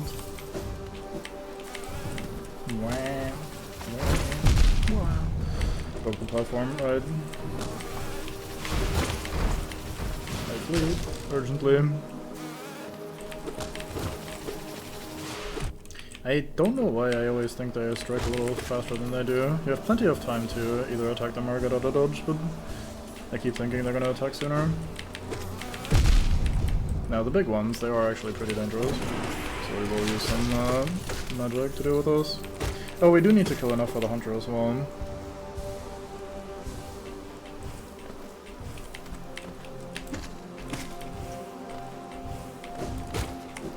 Oops. We should be good on the little bees for the hunter. But big ones we only just killed our first one off. And the medium ones we probably also didn't kill that many of, so...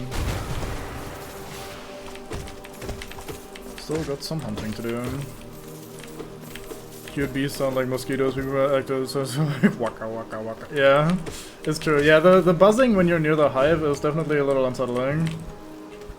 Even when you're just in the area. I'm a little surprised Bango didn't notice it while he was running around there. The entrance itself is relatively well hidden because it's like also not like noted on the map. But they do give you some clues. First of all, the bee enemies that don't really show up anywhere else, and then the buzzing, and eventually when you get the grub map you are very directly hinted at, hey, there might be another area here. Is there anything here? Oh yeah, right, you can shortcut that, can't you? Or is that a Nintendo road? I don't remember.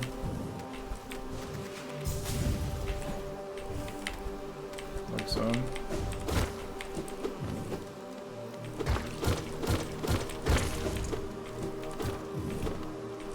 Oh, it is the intended route, very good. There's our grub. Nice, only one missing, and then we have got all the grubs. All of the grubs. Oops. I don't know why I didn't respond to that sooner. Oh, I was hoping the other bee was just gonna orbit forever. Hello, big bee. You know, their little... before they start headbutting you is not... Oh, right, this is the room where I have to break the wall with a bee, my bud. But yeah, I was gonna say their little tell before they dash at you is not very noticeable for a tell that warns you of a 2 damage attack, you know? Like, an attack that does 2 base damage should probably have a little bit more significant of the tell. Like, these drill ones, they have a very, very big, very long, very obvious tell. Whereas this is like, going. Like, look how fast that is, that's crazy. Does this heal me when I get one, or only when they're full? Only when they're full, I'm okay. Okay, I think we can open the other side here, so we have a shortcut towards the bench. That's not the bench. My bad.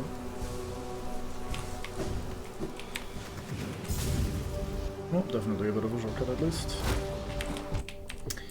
Dumbass little bee, just in the worst spot imaginable.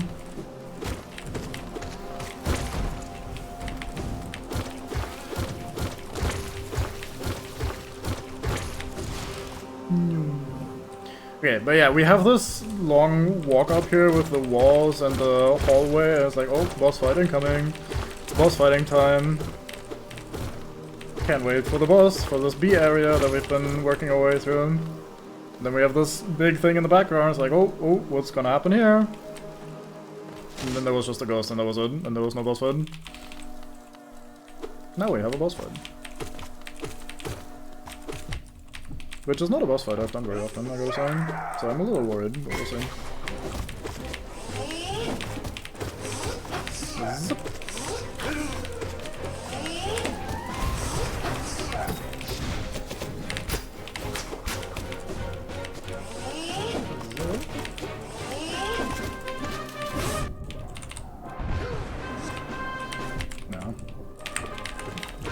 I do like that all the like actual knight style characters like the Dung Defender and this guy have like very heroic, very knightly sort of music.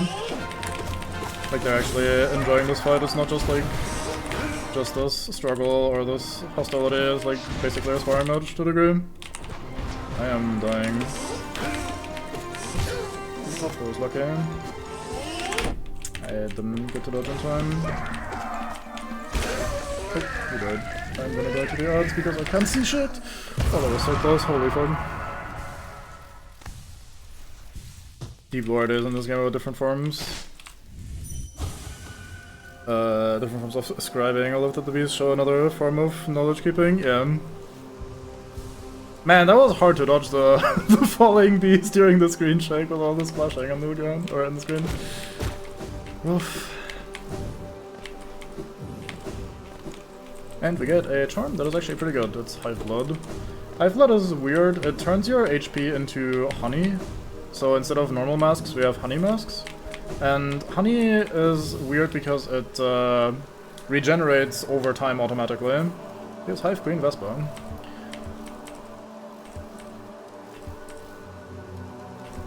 And yeah, she's basically just saying like, yeah, sorry, we have nothing to do with all the Hollow Knight, or Hollow Knight rather, Hallowness, there we go, shit going on. We just happen to be hanging out here.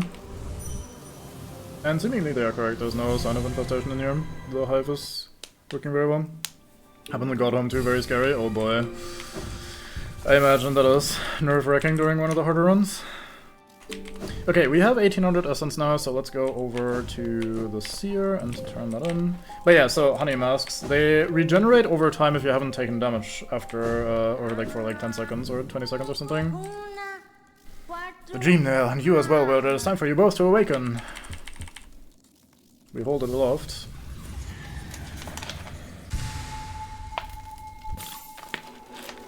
Now we have the Awoken Dream Nail. Dream Nail is upgraded, it can break into even the most protected mind.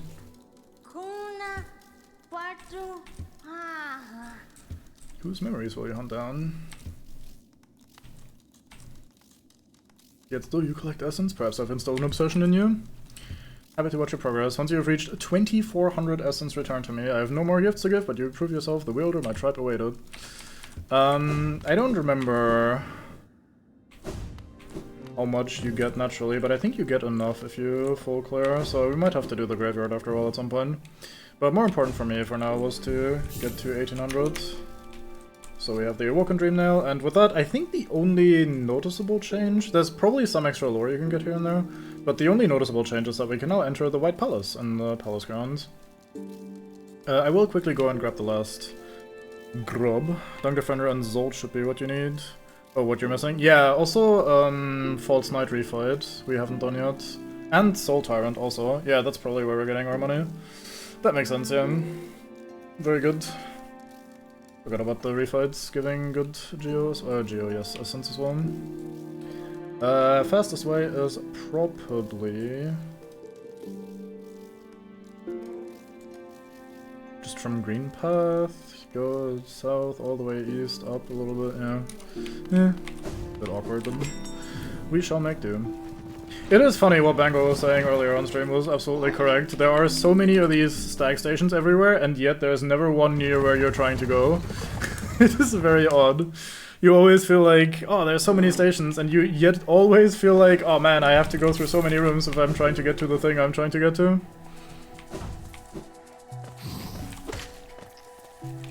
It's probably intentional. Because they want you to still traverse the areas and actually do shit, rather than just fast travel to the one important location and then move on with your life. At least I assume.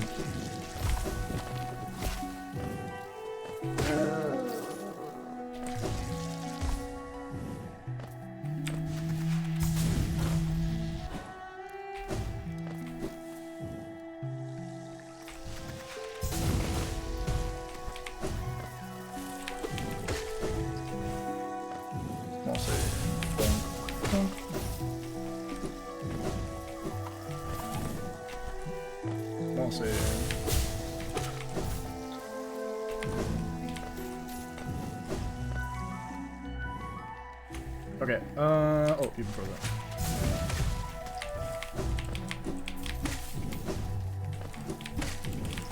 I feel like my Crystal Dash is one-shotting these, and I'm not sure that's always the case, so maybe something I have does actually increase the damage of the dash. And it's not just a constant 10 damage or whatever the fuck it is. I've been one-shotting quite a few of those little enemies, but it might be that they're actually the sort of enemies that are so little that it doesn't matter and they actually die, and you just never notice because you're never here with the dash early on. Okay, I need to actually complete the thing. Very good. I thought there was some breakpoint where if you're like 70% completion or something, you get something already, but nope, you have to do all of the things. What is that hole, actually?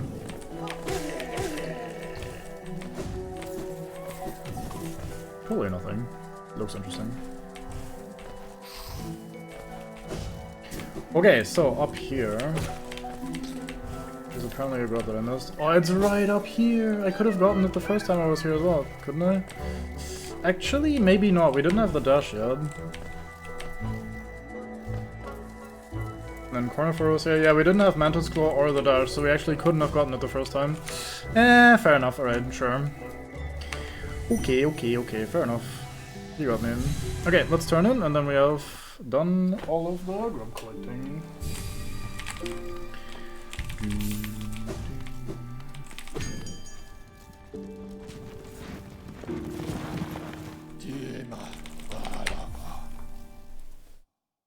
Maybe I should have placed my Dream Gate here in Dirtmouth in hindsight. I feel like it... like, I didn't want to at the time, because I feel like resting grounds are almost more of a hub, really, long term especially, but... I do end up going over to Dortmouth and then jumping down the hole here pretty frequently. Enderbug? Nope. Oh. I could just walk away, but you just can't just walk away from your problems. Hunter's Journal though, yay! Should probably kill some of these as well. For the Hunter entries. Woohoo! Wee! Should be 5, I think, we go 3 in the collector's room and then 2 that we're just missing. And we get the Grubber Flies elegy, which is there. Thanks for bringing all of them together. So we have collected all of the grubs.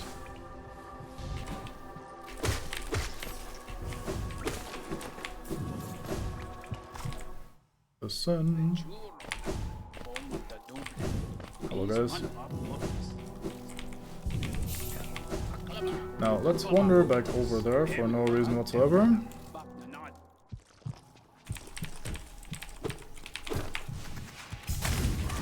I keep cancelling my dash there, thinking I can't dash there, and I always could. I'm just being silly. Such is life in the zone.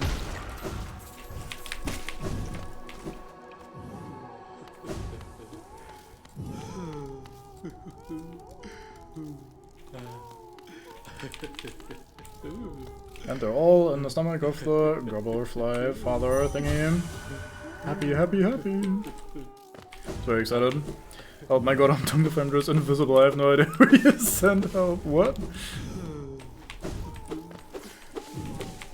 Huh, that is an interesting book, I hadn't heard of that. Neat.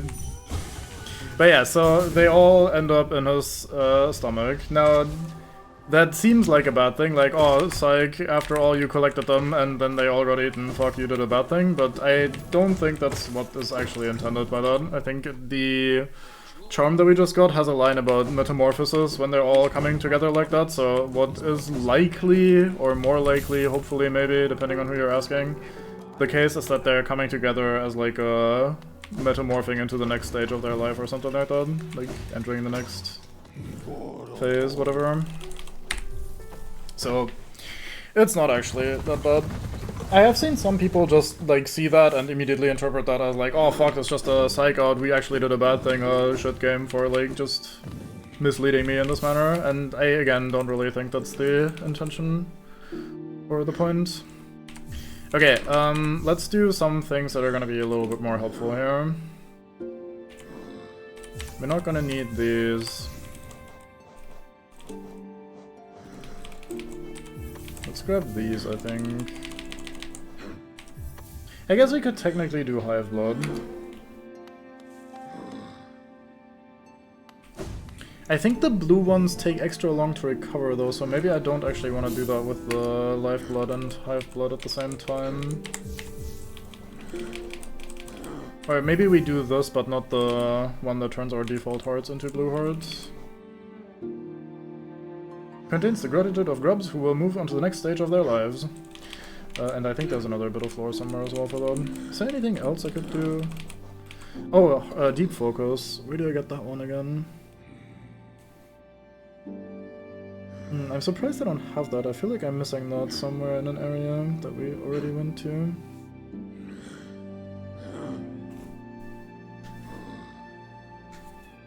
My brain tells me it's in a crystal area, so maybe it's somewhere in Crystal Peak that I've missed.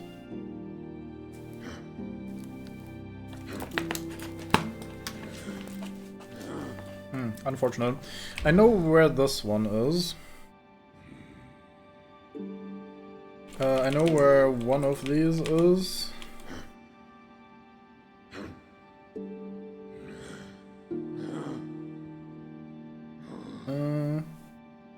Yeah, I don't know all these by heart. I'm lucky.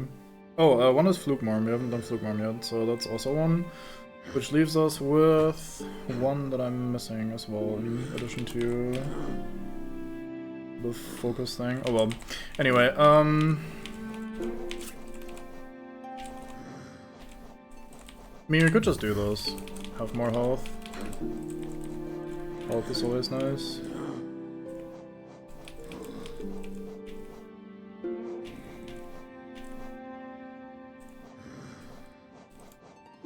Do I have anything else that would make sense? Probably not really.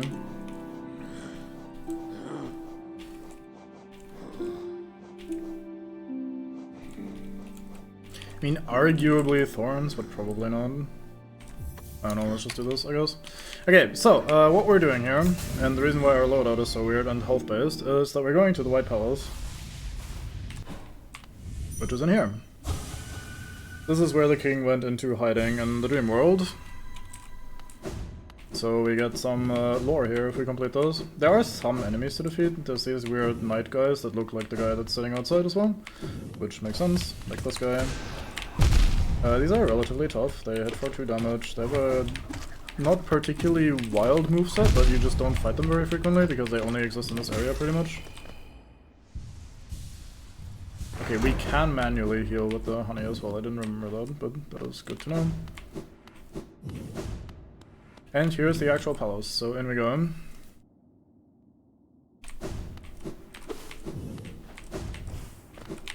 So, the way I look at this, there are 2 like end-game, late-game sort of challenges in this game.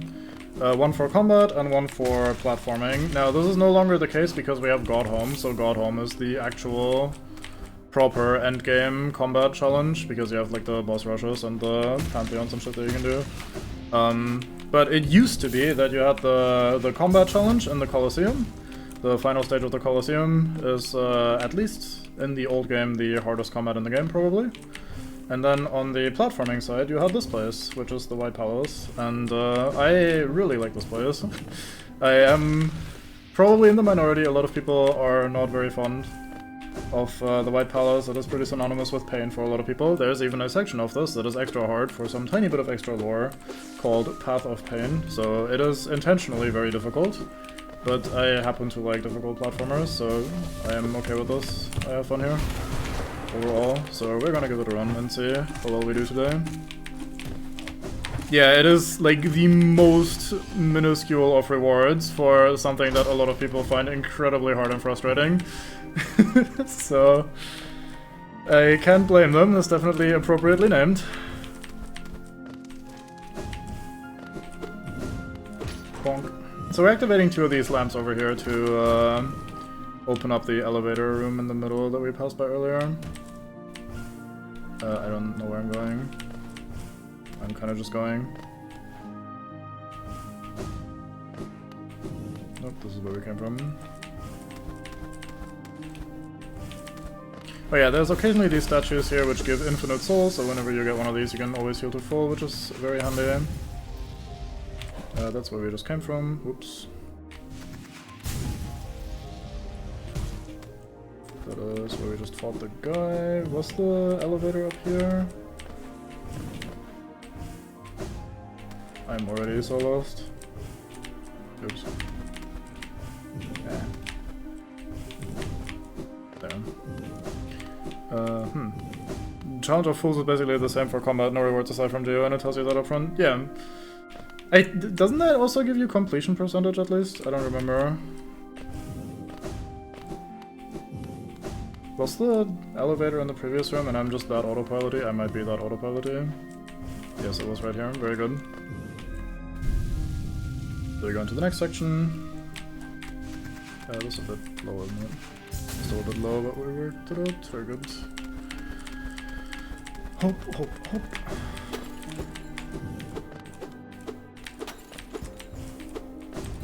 Yeah, either way, it kind of works, in my opinion, pretty well as the two endgame challenging parts of the game. Testing you on your accumulated skills and what you have done, what you can do. Hello, guys.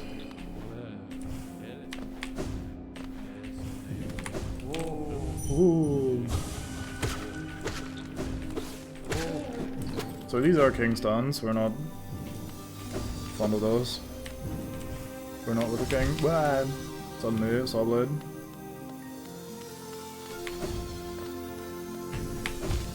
Oh, you can't dash through that. Okay, I'll dash you in.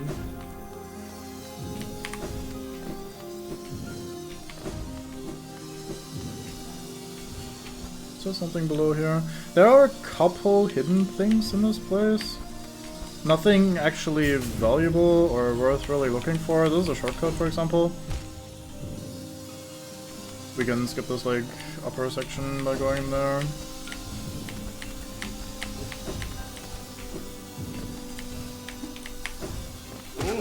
Woohoo! Woohoo! Whoa! People die in funny ways in this game.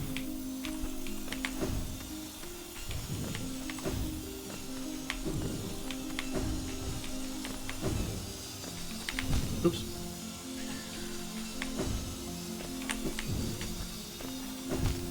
Slightly a bit too high, unfortunate. I am terrible. Help.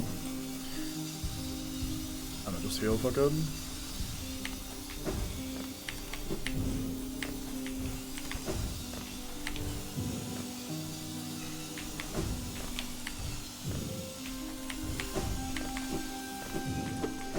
And we have a statue that gives us infinite soul.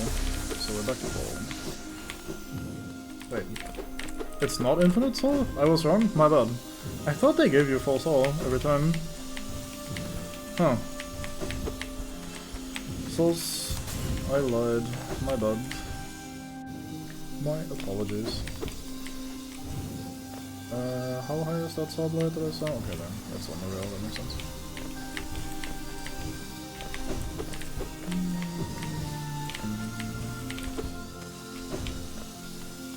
Oops. Actually, you can probably do this. Although that's gonna be a little tight with the thing right after, huh? I just have to perfectly stop at the perfect time. Oh, I actually made that, that's crazy. I wanted to stop right there, and then I fuck up the dash right after, unlucky.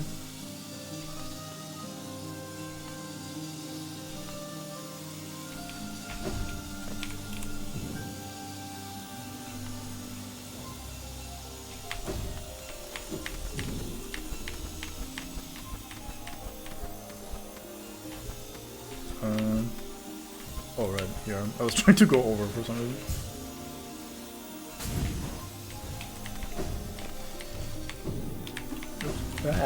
What the fuck am I doing? I was exploring and got lost. One stray wall jump immediately makes everything terrible. These Sawblades are actually pretty chill most of the time because you can power off of them, so they're relatively pretty harmless.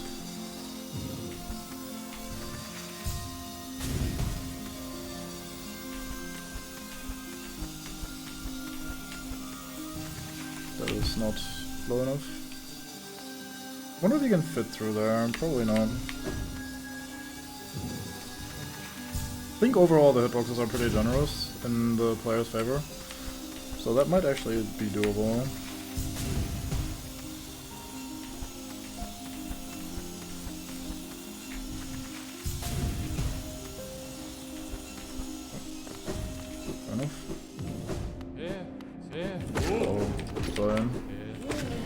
Okay, that is 1 out of 2 lamps in this area lit.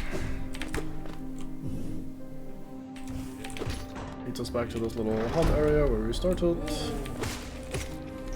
Punching all these guys.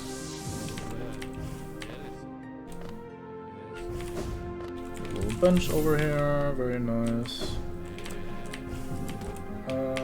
Is there something in the bottom area?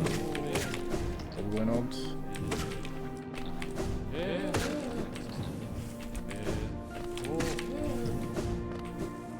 Okay, next section. I think some of these you can like shortcut or skip with some trickery. Like you can make it from the exit to the lever for some of them, I think. Don't know if that's still the case or if those have been adjusted.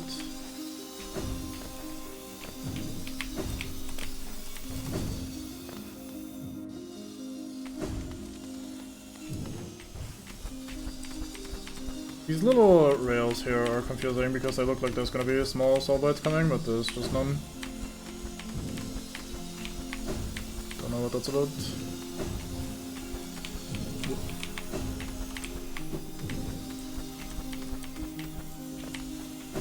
Ah, bad.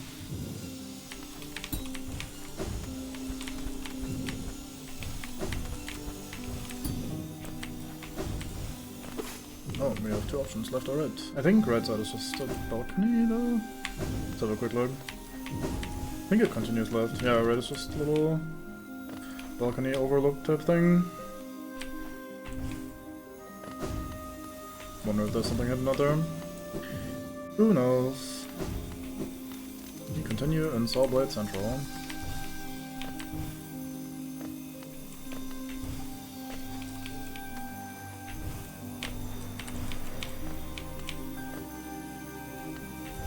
Oh yeah, right, we go down here. Ah, that's too far. Need to go a little bit further back.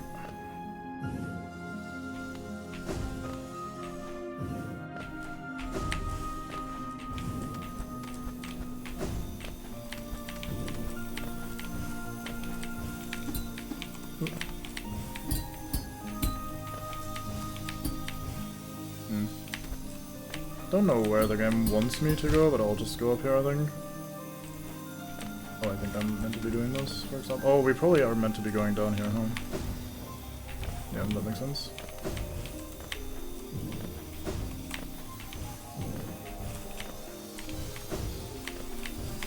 Yep, this looks like the Infinite Road. Whoops.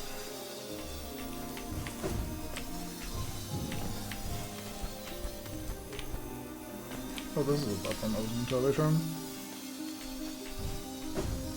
Okay. That took longer to return than I thought.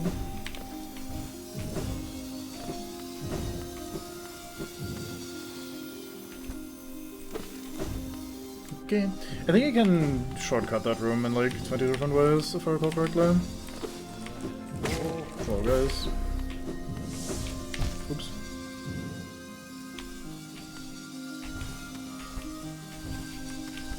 Oh, okay. I didn't remember the cycles.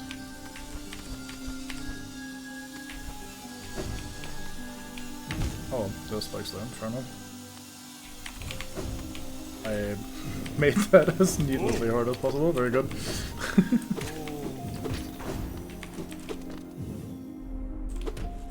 And let's open the door so we can activate this lamp, and that activates the elevator, so we're done with this section.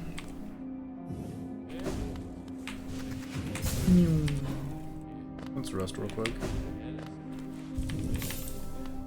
Camera is a little weird here. Keeps trying to snap between different points of interest. So, if I recall correctly, the entrance to the Path of Pain part is right up here and to the left. Right here.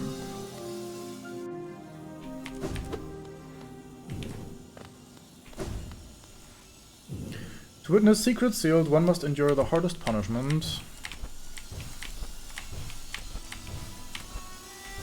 Blah. Bad timing. Yeah, and here's the soundtrack as I was talking about earlier. I jumped at the worst possible time, very good. Could have probably recovered by going lower again. I am bad.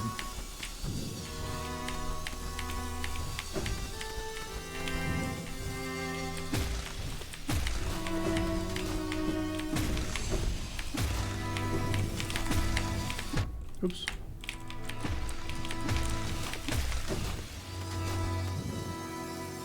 Well, Jesus Christ. Suddenly saw out of nowhere. Oops. So, the main issue with this is that for any of these environmental hits, like the thorns or the saws, it does put you right back where you started, so you have to like redo this opening section a lot if you fuck up. So you kinda have to like piece it together slowly but surely until you have the entire route in one go. If you have any sort of choice in the moment, it's always better to take a hit from one of the floating little bouncy enemies rather than the saws or the spikes. So if you're panicking and you feel like you have to take a hit, then you should always choose to take it from them, because then you don't get fully reset.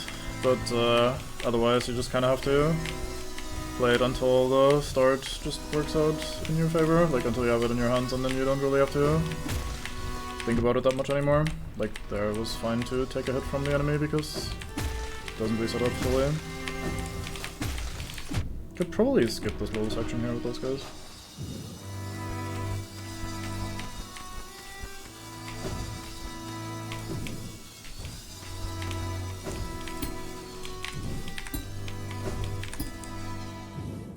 Oh, there we go. Oh, these are the ones that have infinite soul in them, that makes sense. First section is the hardest one to get to the first checkpoint, that seems easier. I think it's just different strokes for different folks. I think everyone will have their own little sections that they really struggle with. I remember there's like a thing towards the end in one of these, either the normal one or the Path of Pain, that took me a lot of time, like a last room where you have to do some pogo on some saw blades that were moving, and you had to like wait for the right cycle and that sort of shit. And I ended up resetting there a lot, I think, or like having to try that room for a while. But yeah, these little sections are also pretty fun. These are like micro rooms, if you will, because like the game zooms in and it's like locked into just one little, very precise, very intense little section, which is nice. I am dumb. I don't need to dash from the wall there. I can just do this. I thought I could just pogo on it by just jumping on it, don't ask me why.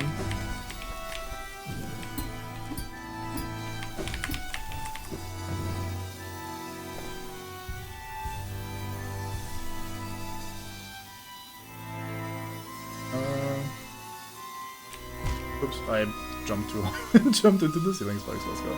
Okay, let's give it a second for my health to come back alive, I think.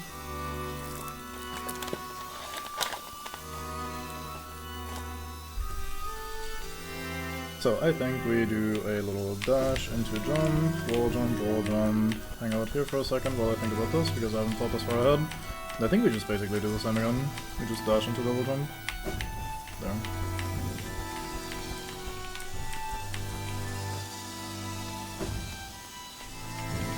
Oh yeah, right.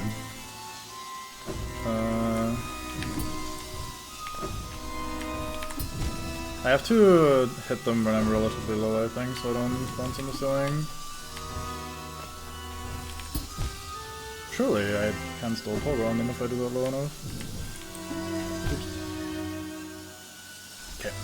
So, the issue is that I'm getting impatient and I am not taking advantage of my lifeblood stuff. If you're really struggling with this and you don't want to die and have to redo certain sections, you should absolutely... Yeah, there it is. That's roughly the timing. Oh, I see. It's a little higher for him. Fair enough. But yeah, you should reasonably just whenever you respawn, wait a little bit, and... my health is back. So if you have the lifeblood charm on and you just take your time, there's generally no reason to fully die and have to redo a large section ever again. So just more of a patience thing. There are some instances where you can be hit by an enemy into a spike and that will do 2 damage to you, which basically circumvents the regeneration because lifeblood only, or not lifeblood, hive blood only regenerates 1 of your hit points at a time. But then again there's also these checkpoints like we just had occasionally, where you basically get a health refill. So you can make up for those.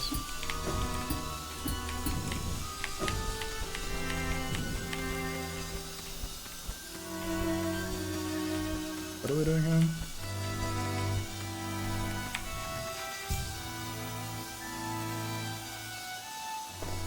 Yeah, fair enough.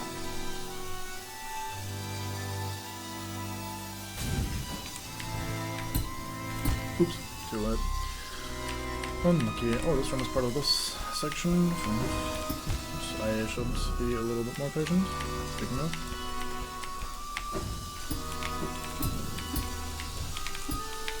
I almost just chose no movement option there instead of either doing jump or dash, both of which were fine. Instead I was like, I'll just not do anything. That seems better.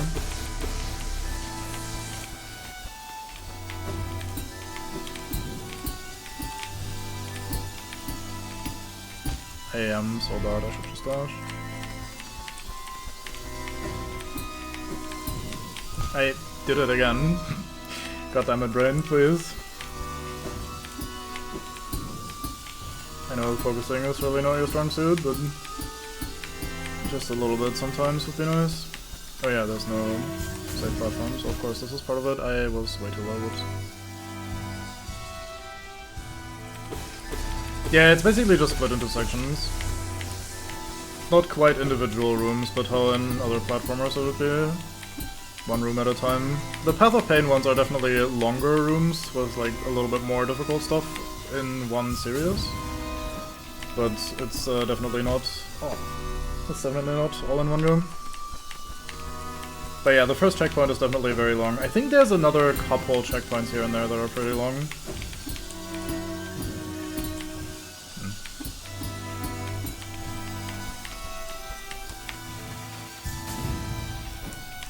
I am bad. Thought I could act a little faster after the crystal dash. I am bad at spacing. Boom here.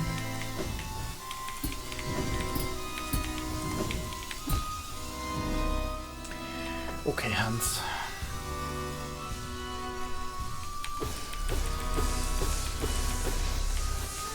Yeah, I am also not a fan of that style of boss rush, because it usually ends up feeling like most of it is filler, and then there's the odd, actually difficult highlight in between, so you're kinda just wasting time until you get to the hard part.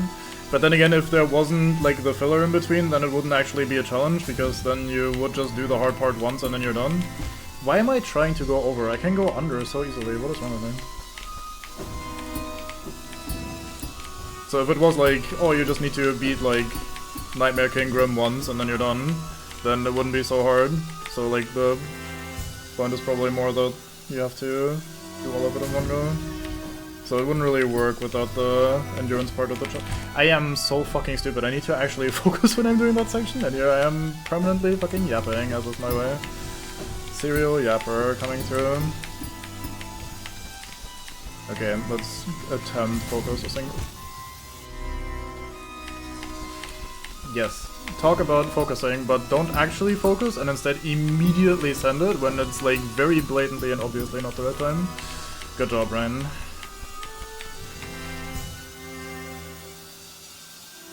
Okay, here we go.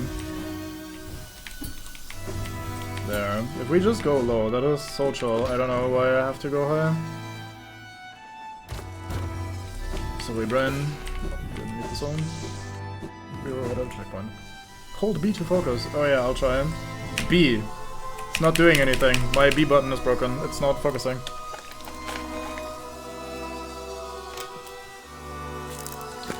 Best of good luck, gamer. Just gotta hope that the training for the individual ones that are hard pulls through, and that you don't die of impatience up till then, and then that the nerves hold strong when it gets to the end. Not to add checkpoints. Fair enough, him.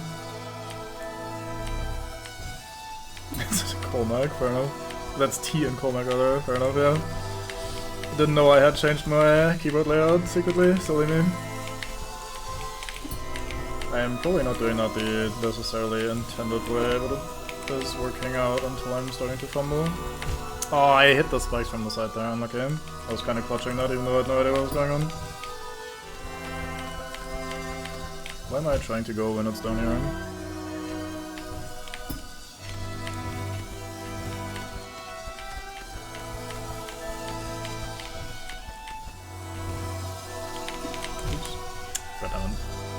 Goes back because it being that endurance test is the point and teaches you patience in a way, otherwise I just stop thinking if I tank things. Yeah.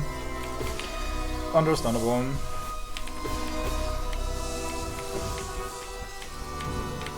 There's something to be said in favor of this sort of style, where it's a lot of not very interesting stuff, highlighted by the odd difficult spot. Like, I think there's definitely... I want to explore if there's a room upstairs here. Okay, no, it's just spikes in the shadow, fuck. There's definitely something to be said about that sort of design. I don't like that personally very much, like it's not my preference. I was doing a, there's a dungeon or a boss fight, however you wanna fucking say it, in RuneScape that is like a very pinnacle example of this. It's this thing where you have to fight waves of enemies and then there's a final boss at the end. That is really, really strong, but you have to fight through 62, I think, waves of enemies to get there. And depending on how good your gear is and how strong your character is, that might take you like an hour and a half on your first time to just get there. But the waves themselves aren't particularly difficult. They might drain some of your resources, but you can't really fuck up that hard unless you're like, for some reason, like being greedy or like doing something stupid. So it is a thing where you just kind of try not to fuck up too much for 1.5 hours. And then you fight a final boss that is very simple but super punishing. Like, it has a very basic mechanic. It basically does attack 1 or attack 2. For attack 1 you respond with X, and for attack 2 you respond with Y. And it has a tell for it. Like, it shows you, okay, I'm doing attack 1 and you have to press X. And then, oh, I'm doing attack 2 and now you have to press Y. But after 1.5 hours of this more or less pretty tedious, boring thing, your nerves are kinda going a little crazy because you don't wanna lose to this dumb-ass idiot challenge at the end of a long-ass gauntlet like that, where you haven't really done anything particularly interesting. What you're doing is very simple and very basic, but for some reason, it still manages to make adrenaline kick in and make this very simple, mechanically not very difficult thing actually pretty intense, especially the first couple times you do it. If you do it repeatedly for multiple accounts or whatever, or just multiple runs. So I found that very fascinating because I fundamentally really dislike a challenge like that. Oh, I get to be bored for 1.5 hours and then at the end I fight a boss that's mechanically super boring. Or, well, not very challenging, it's just difficult because of the threat of the lost time. That's not very cool. I don't like that. That's like anti-design, basically. But it shockingly works really well, because even knowing this, even knowing that at the end of the day, even if I fail, it's not that big of a deal, I can just try again and all that sort of shit. I still am very nervous when I get to that fucking final boss, and winning actually still feels really satisfying, even though, again, most of the time I was sitting there, I was just bored out of my mind, and it's very odd that that works, but it does work. It's like the clunkiest way of executing this sort of premise of this endurance challenge highlighted by one slightly more difficult thing at the end. But it shockingly works really well, even if it's in its very blunt and slightly outdatedly implemented form. So I think there is definitely something to that, but it is, again, not really my preferred style of design or challenge or whatever anyway.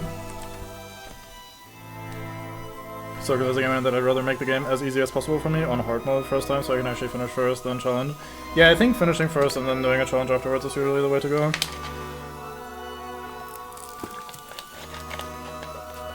I'm glad Godhome lets you do a single fight against the boss you've encountered, so when you get to that fancy new boss at the end rush, end of the boss rush, and then that immediately becomes new stuff, you can practice it until you're confident. Yeah, exactly. Oop. Hidden refill room.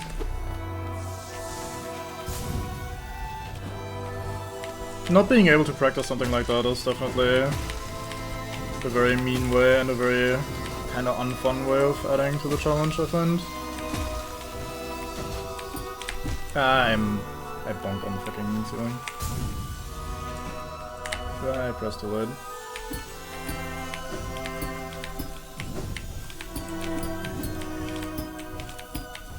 We go again.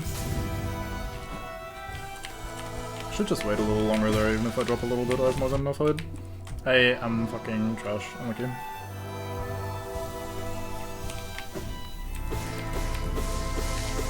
But yeah, I'm not exactly coming around on that sort of design or whatever, and I don't think it should be used very frequently, but I guess there is something to it. This whole like, hey, even if it's 1.5 hours of tedium, it can still have an impact and end up feeling like a sort of appropriate challenge. I was at 2 I'm okay. That section's actually pretty precise. Maybe there's more ways of doing that than I'm thinking of.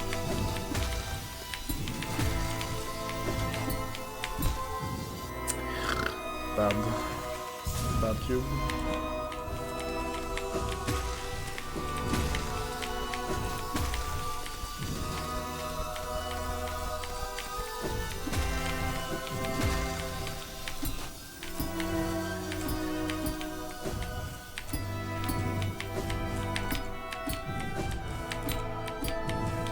There.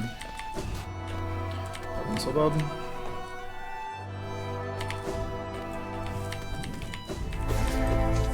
Yeah, this room. This is the one room I remember feeling like this is the hard part, basically. Thankfully it does start you with a statue right here. Oops, what am I doing? I should just keep going. I'm trying to stall on these so I can see what's coming up, but I should just keep going, and if I fall, so be it.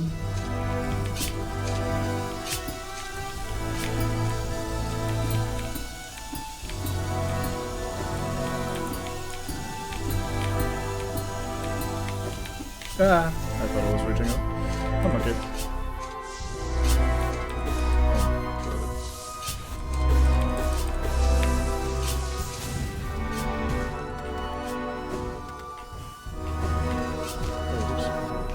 Right, might want to go under there rather than over because of the ceiling spikes.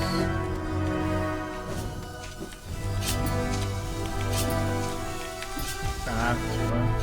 Waited. But waiting on this guy. I don't know why I'm not dashing. Dashing makes this start much easier.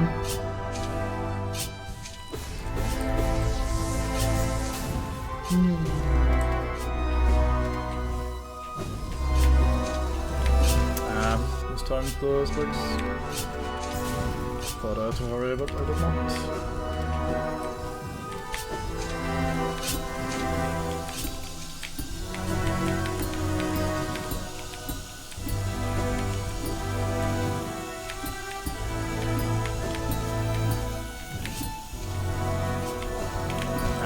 Okay, I needed to wait a cycle there.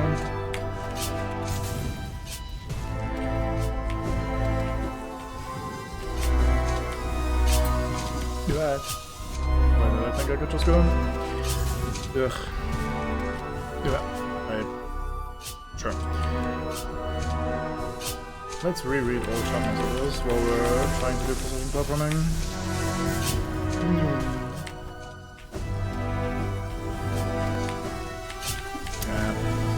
I was trying to rush to still hit that on that cycle, but if I had just used my double jump properly, I would have had time. Wow, I was so high up that I actually managed to hit the ceiling there.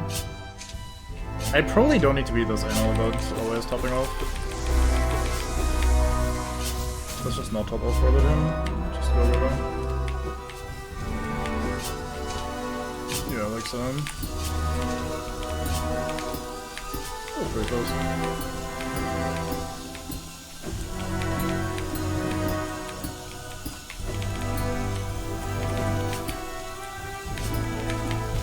I needed to wait once there. I recognized that a little too late, so I was bouncing more for setting myself up to go, rather than for stalling for time. And not making that on my end. Oh my god.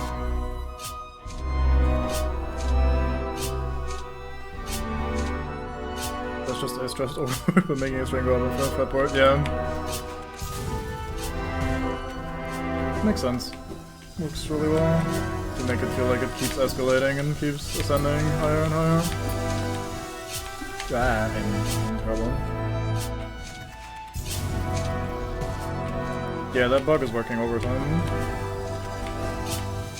Oops.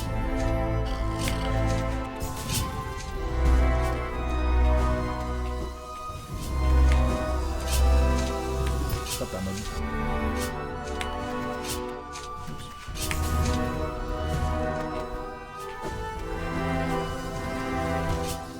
Apparently I haven't touched the wall yet. Very good.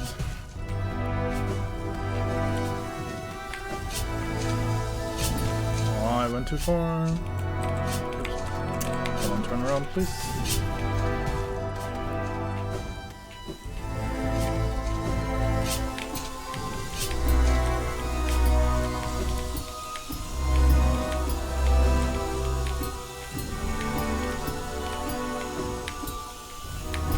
Hey! Ugh. Hands, please. It's not a very difficult rhythm. You can get that.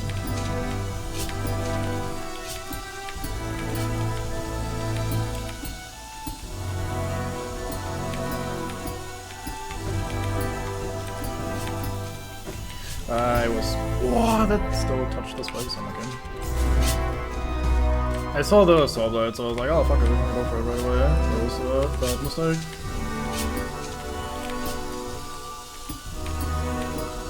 I do need to probably chill on those spikes for a second.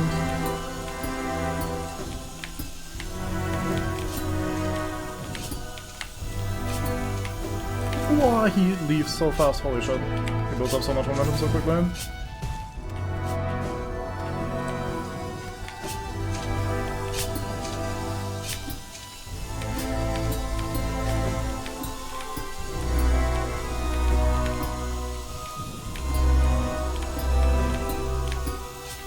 I forgot where I was and what I was doing.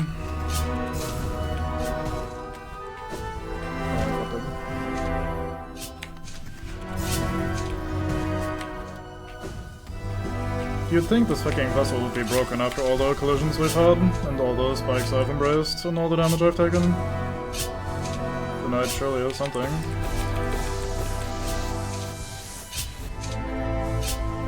Regular Hollow Knight could never.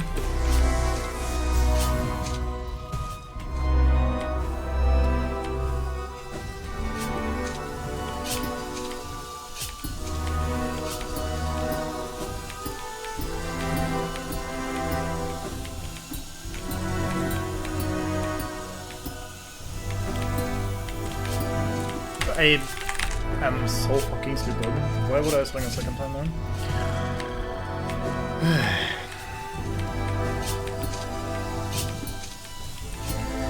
Hands just kind of doing what they want. Not always good.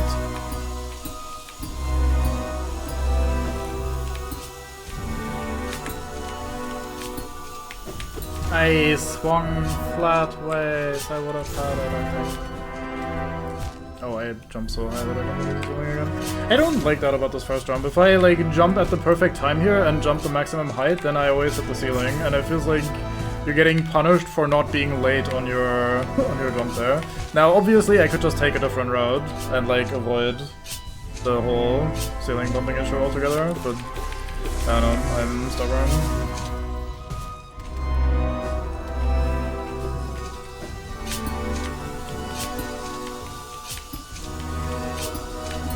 Hand, it's not that hard to just chill on the bikes. We can stay there, it's fine, we didn't do it.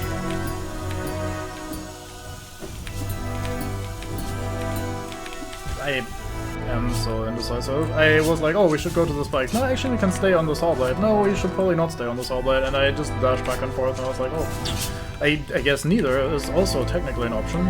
And yeah, I was right, neither was an option. It wasn't a good option, and it didn't help me, but it was a thing that was possible, and I chose it, and we fell. So that was definitely a success, I think. In some ways, we made up our mind, we followed our path. With pain.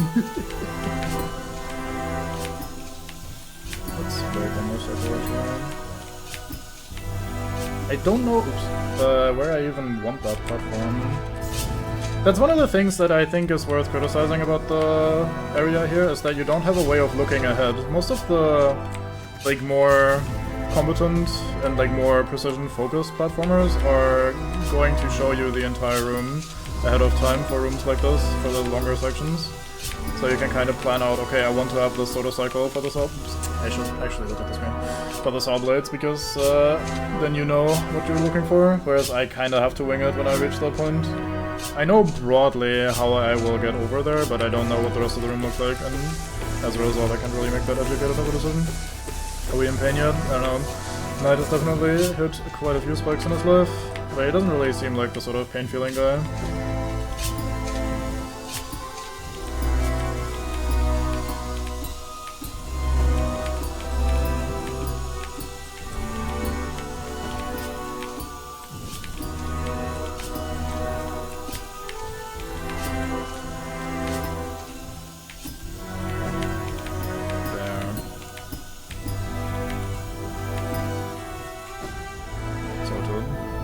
And now we have to fight two of these, which is very cheeky, because these guys are actually pretty strong.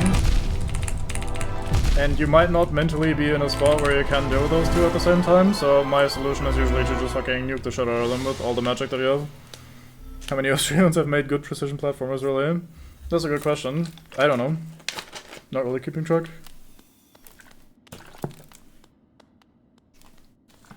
Alright. Get ready for lore. All 2 seconds of lore. Look at that. We have the Pale King on the right and the Hollow Knight, before he became big, on the left. Get ready for the lore. This is what we fought for. This is what we did the entire Path of Pain for.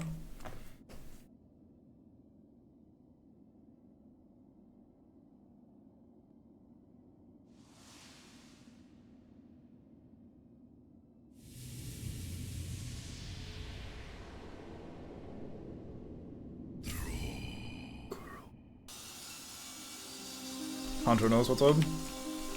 Oh, they arrested me at a bench officially. Look at that, they gave me my 2 lifebloods. No, love is bad, he failed us all. Yeah. Oops. Immediately get shagged. I tried to power off of this guy, even though in this case they're actually in the way rather than platforms. Yep, right there as well. Whoops. Anyway, off to finish the rest of this.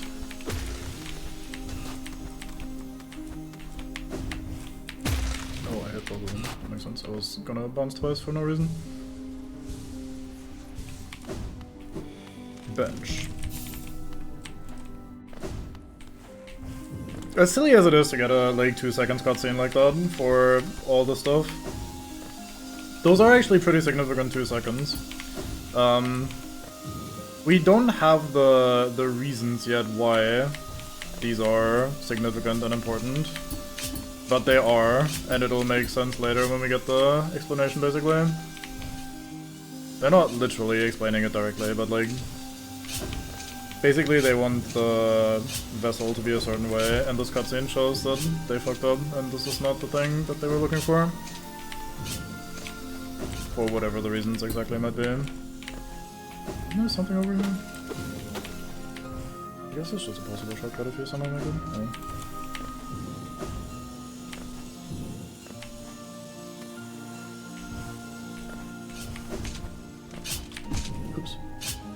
So you can kinda shortcut most of this room by going over the spikes there. There's a little, maybe not most of this room, I kinda overstated that, but there's a little section that you can skip over to the right by just jumping on the spikes like I did. Oh. We can kinda do a similar thing here and skip a section to the left.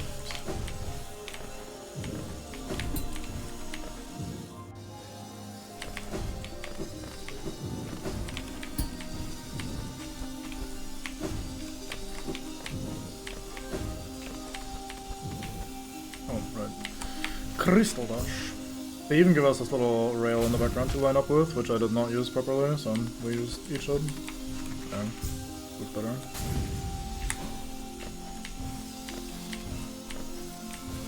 This is also a very skippable room because we have spikes everywhere. Spikes are friends, it turns out. As are saw blades if you're not bad. Other main secret is the crib room. Yeah.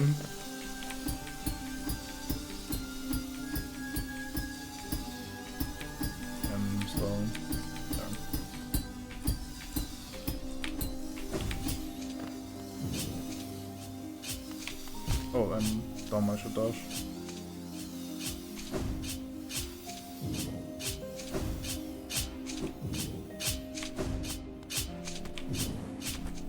Oh yeah, more of these. Right, I need to stall there for a moment. Aw, too early.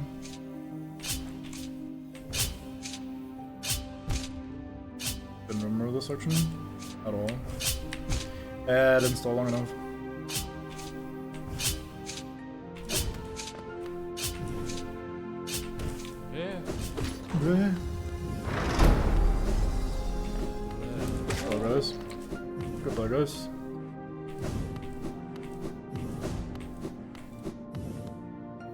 there's a little more, but not a lot.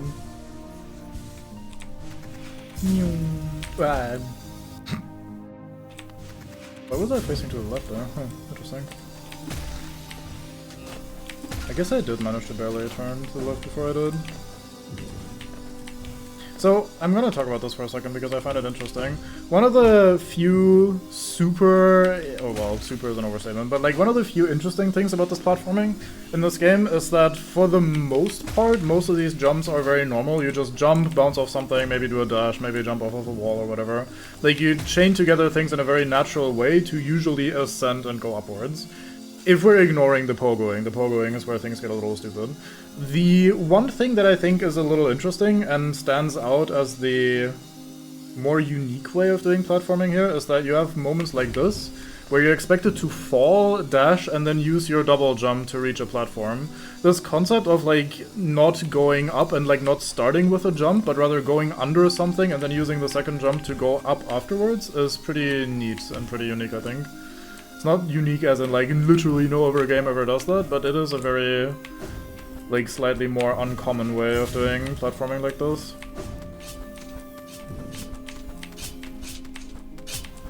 And it's even a little tricky to get into your brain the first couple of times, like, oh wait, yeah, right, that's what I'm supposed to do. Like, you just look at that and you think, oh, I can make that, and then, oh wait, right, I have a double jump, I can absolutely make that. Can you skip this, by the way? No, I could. Well, maybe you can skip it some other way. Is there anything over here? No.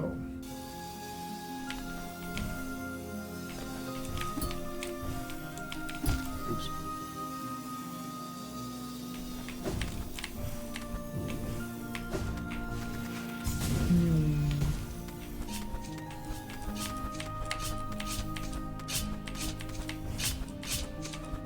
Almost dead. Ah, slightly too early. Just do this and skip the crystal dash part. I don't need to be that precise with it, I could have just gone earlier. Don't know. Ah, I forgot about these, thank you. Thank you for blocking me from flying straight into the spikes. Oh, I think this might be the end. Or at least close to it. I feel like it ends with like a section of multiple crystal dashes in a row. So this might be it.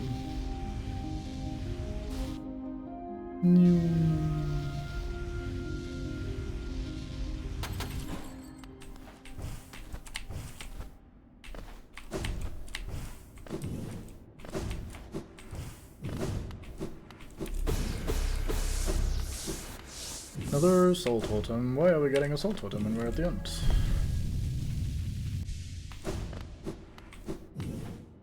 Very dark room. Look at that, it's the king, oh my god! You're not my king. I'll take your half of the king's vessel though, or whatever the fuck it's called. King's charm thingy. King soul, there we go. Collected the king soul, and off we go. Soul of Worm, Soul of Root, Heart of Void. Those are the three things we need. We're lacking in the Heart of Void. We have the Soul of Root, which we got from Mother. We've got the Soul of King, which we got from the King. All we're missing is the Heart of Void. Now where might we get a Heart of Void? You might be wondering. Well, in the Abyss. Naturally. Where else would you go for void-related stuff? I don't think... Wait, do we actually need to equip this?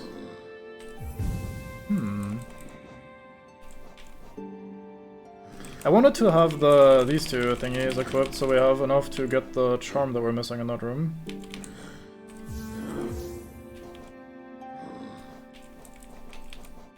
Is that enough? 1, 2, 3, 4, 5, 1, 2, 3, 4, 5, 1, 2, 3, 4...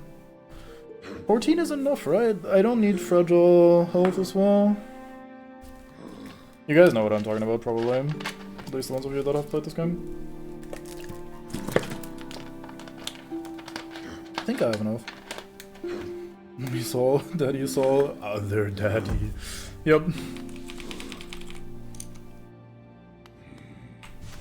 I guess community soul, basically.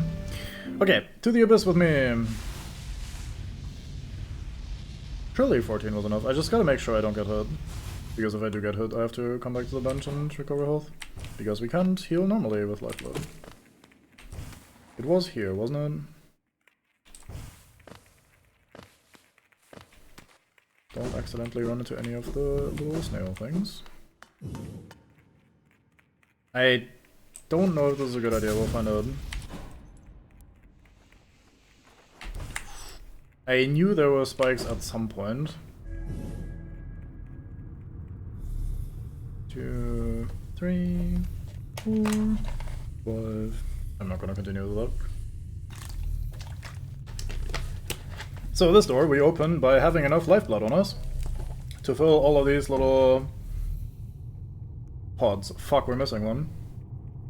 Or am I missing one? Oh, do we lead the last mask shard? I thought this was enough. Fuck. Unlucky, we'll have to come back track here for this thing. Unfortunate. Oh well, we'll be fine.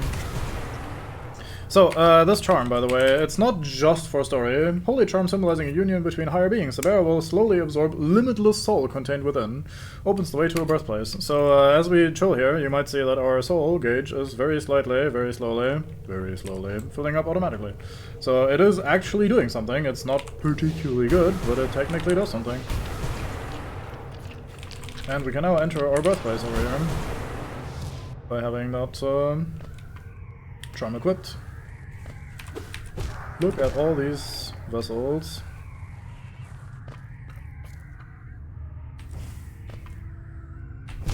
That's a lot of dead us.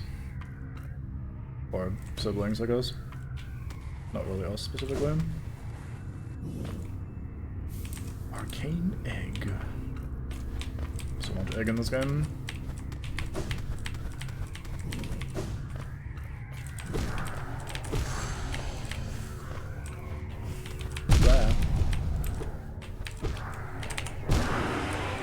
Die, monsters. You belong in this void.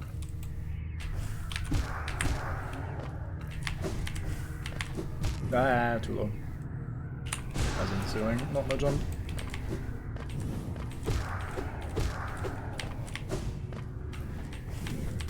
Now, just like with the Collector being a void being and thus not giving us any soul when we strike him, same goes for our little buddies here. Also made of soul, so also no, made of void, so also no soul when we strike him.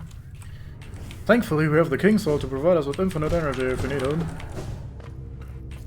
Which we won't, but it's probably good, I guess, technically. Like, it technically works well together.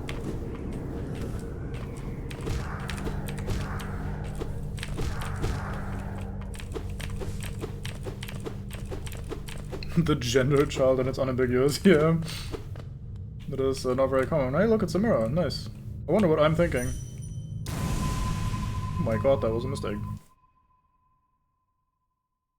Unlocking core memory.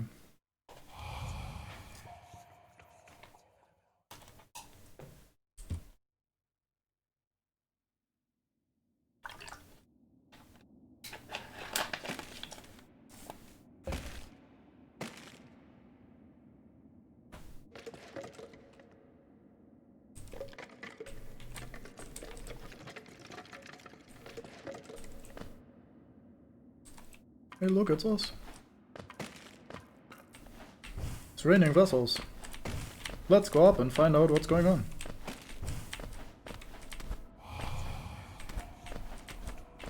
No mind to think.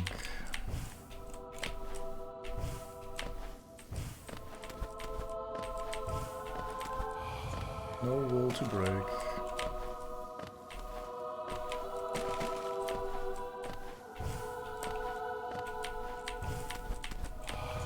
No voice to cry suffering.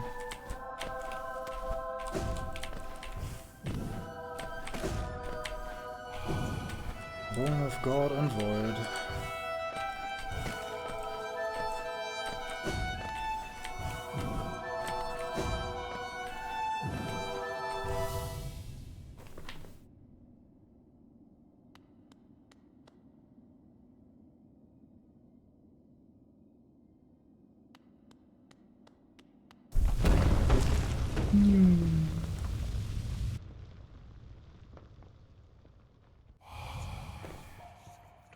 You shall seal the blinding light that plagues their dreams. You are the vessel. You are the Hollow Knight.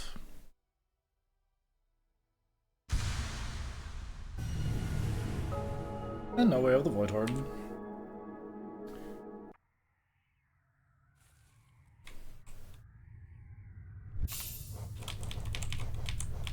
Oops, right, we can't jump pages like that. Navigate manually. An emptiness that was hidden within, now unconstrained, unifies the void under the bearer as well. This charm is a part of the bearer and cannot be unequipped. So we always have this now. Look, it's an arcane egg, but it's big. And now, these are our friends. One of us.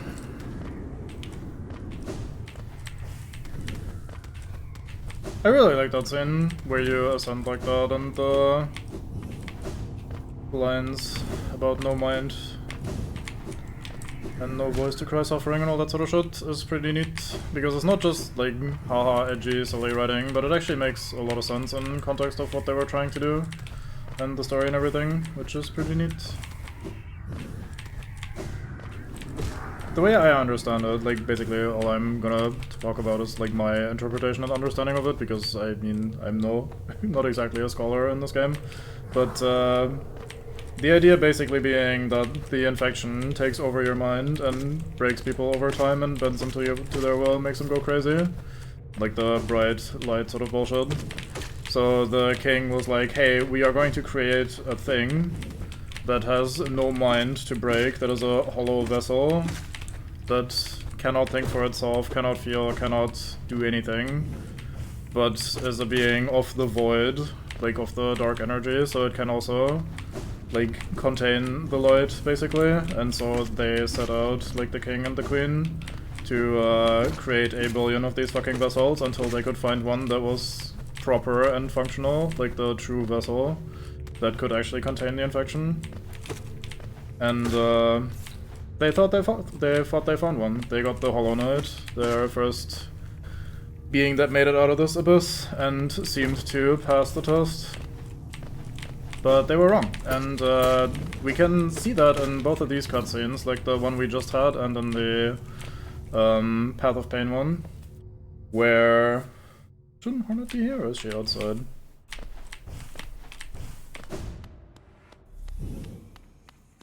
Did I fuck up?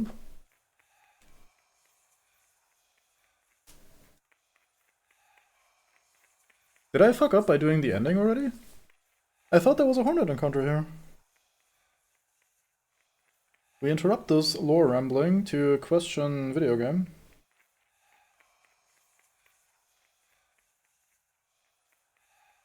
Why did I not get a Hornet encounter here? I thought I was meeting her here when we climb up. Maybe we did fuck up by doing this ending. Hornet shows up here when you first come here? Did she? Oh yeah, she did, didn't she? Yeah, probably did actually. Yeah, my bad. I think she was already here when we did the first part. That would make sense. Fair enough. Not when you get the void out, yeah. Fair enough, fair enough. Okay. Anyway, so the idea basically being, you can see that in both of those tiny little cutscenes we get of the Hollow Knight, that they do actually have a mind, they do actually have some sort of thing going on, they're not truly hollow, truly empty. And what I mean by that is that in that cutscene we just had, where the Pale King is like, hey, alright, we found one, let's go, and the Hollow Knight actually hesitates, turns around to see us hanging there, and instead of just like mindlessly following and leaving, they do look back, they do hesitate, they do think and feel or whatever. Like they feel something, they react in some way to us hanging there, and that to me at least already shows that okay, it's not a perfectly hollow thing, it's not perfectly empty. They do have something going on that is there that could be broken and could be overcome. So that's at least my reading of that. And same with the little scene in the White Palace. It shows that the knight and the king were bonding. It wasn't just like, hey, here's my totally empty, not feeling anything vessel that I can do whatever with. the Hollow Knight and the King were actually bonding like father and son to a degree, and so they clearly had some sort of emotion, some sort of feeling and shit going on.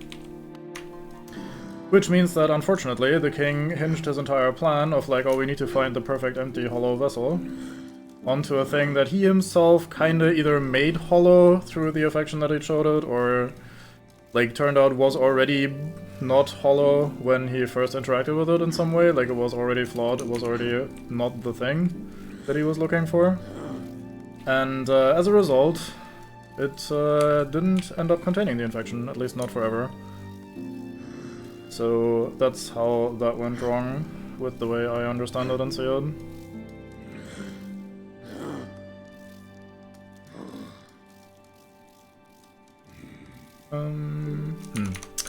I don't know what we're doing. I do have a couple loose ends, I think. We need to do the quest. Maybe let's finish with that one today. How long have I been live? 2 hours, 46 minutes? Yeah, we could try the flower quest. I don't remember the route I used to go. I think I went over Blue Lake, Forgotten Crossroads. Up here, down the Fog Canyon thingy, past Teacher's Archive. Through these rooms, I think. And then up over to the left and then in.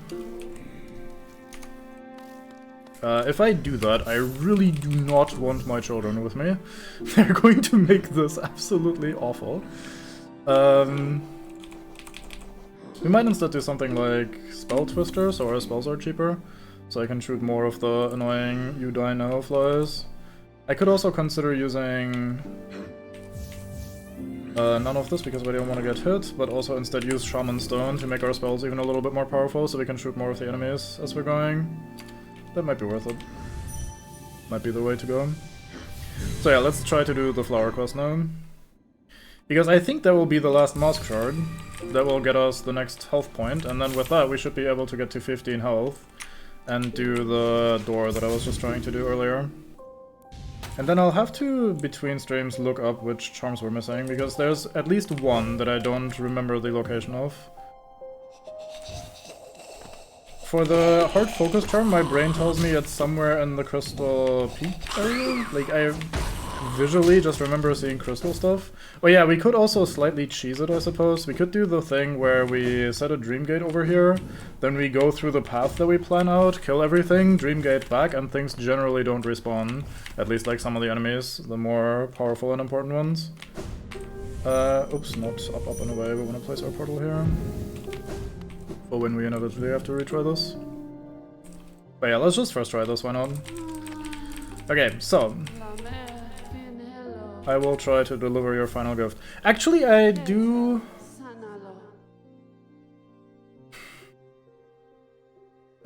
spoilers, Turtle, so if you like for God Home stuff, so like try to tune out for a second or two, as I ask broadly into the general chat.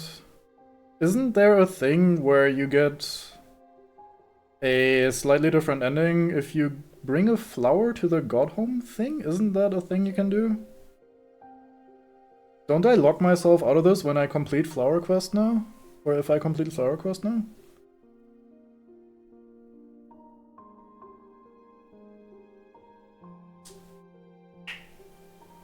You can pick flowers from the grave. Very good. Okay, thank you. Okay. T-Y. Very good. Okay, let's see. Did she just give me the thing? I was not paying attention. She did. Okay, delicate flower. Here we go. Okay, Brain. Let's not do the thing where we press the wrong button 15 times. Let's just not do that instead of doing that today. We also just respawned everyone in this area, which is very smart of me.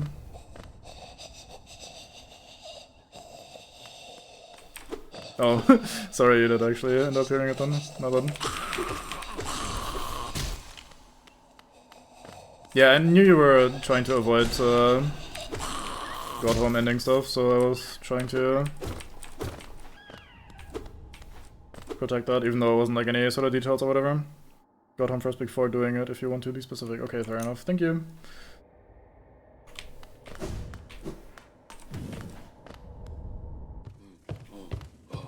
So basically do God Home, but not, like, do any of the... Or no, it's an ending after the other endings, basically? Like, I have to have done the other endings or something first?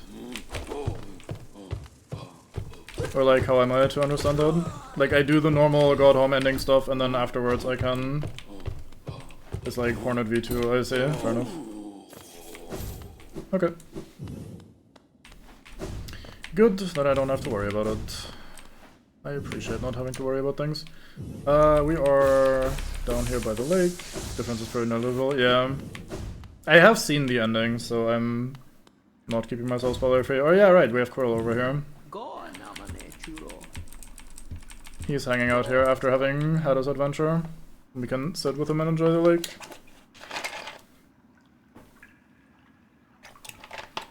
Just a nice little moment. Very cool, they're basically the same. Yep. Fair enough. Very good. To live in age, yet remember so little. Perhaps I should be thankful. All tragedy erased, I see only wonders.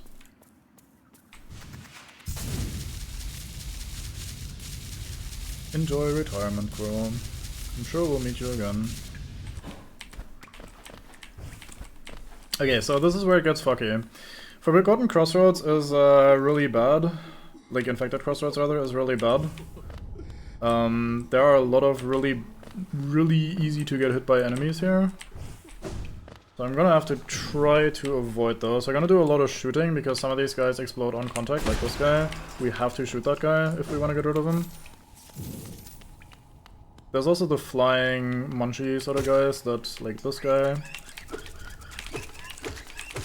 that will not only be annoying to avoid, but also explodes on death, so we have to be patient and careful. There's guys right out the door here, I think.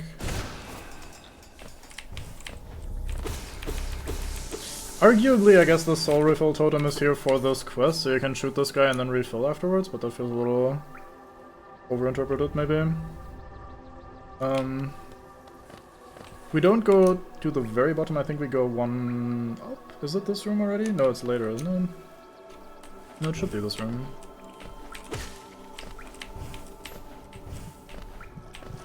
Yeah, it's this path, I think.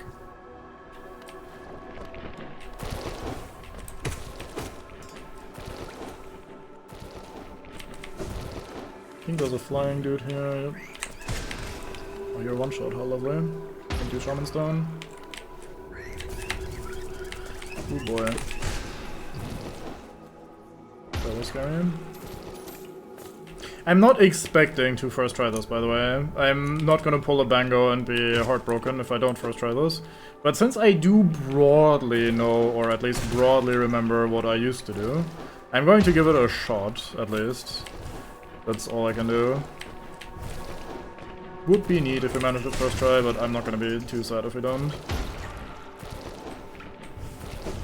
Again, if we wanted to, like, really try hard to make this a first try, like a really good first try attempt, I suppose, then we would be using the trick where you kill shit and then warp back. I'd also run the route at least once before committing. More heartbroken because I had to commit only one attempt. Yeah. I do think it would be cool if it, like, a part of me thinks it would be neat if it was genuinely a one attempt sort of a deal, rather than, like, trying as long as you want until you get it right. It would, like, fit the fact that she's all like, oh man, I only have, like, one of these, please don't fuck this up, and then, like, oh, I have another one of these unique flowers, oh, I have another one of these unique flowers, you know? Like, it's a little silly, not that that's a big problem, but I think it would be cool to have something like that in the game. Or in a game, generally speaking. That being said, Hollow Knight is very gentle and generous in most ways. Like, it would be pretty out of character for Hollow Knight to do that specifically. So it's definitely fine. I'm not saying, like, this is a bad thing, that it's not this way. But yeah, I could see this being a thing in another game. I don't remember all the enemies here, so we're gonna have to be pretty careful. I also really need to pee, which is why I'm a little wibbly.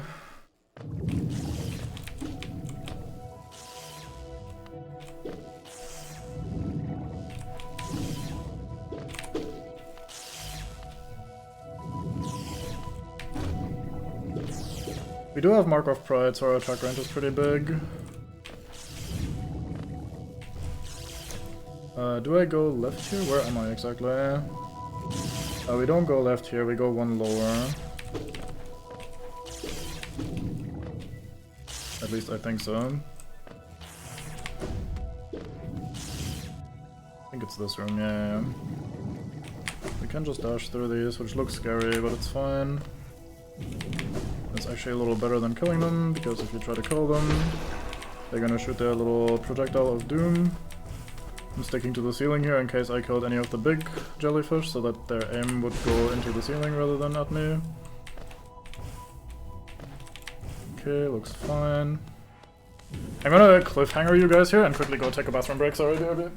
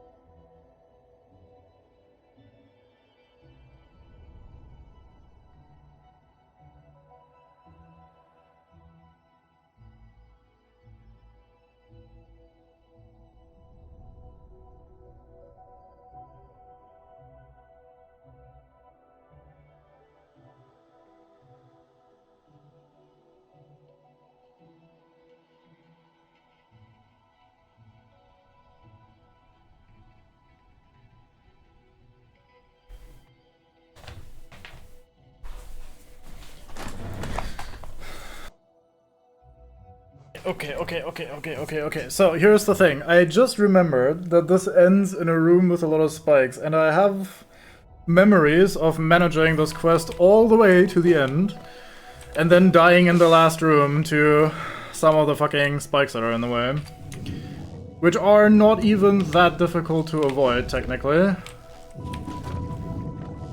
But when you're trying not to get hit, everything is suddenly difficult to avoid.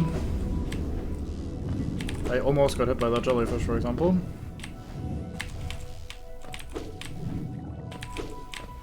So I think we're gonna make it all the way there and then die in that room.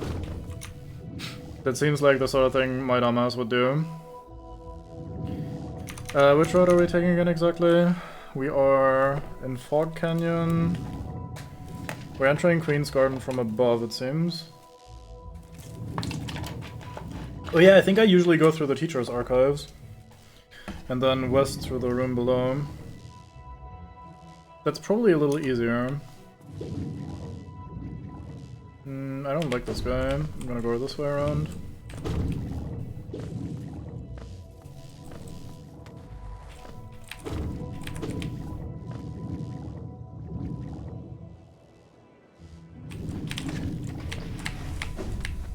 Oh, he died in acid, very good. I was very worried about fucking that up. Okay, this is the area that I think I want to be in.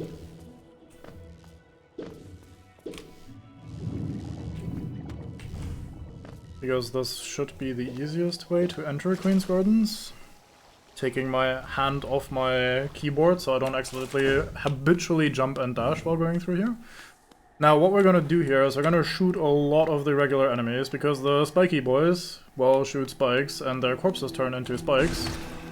And I want none of that, so we're gonna be doing a lot of shooting.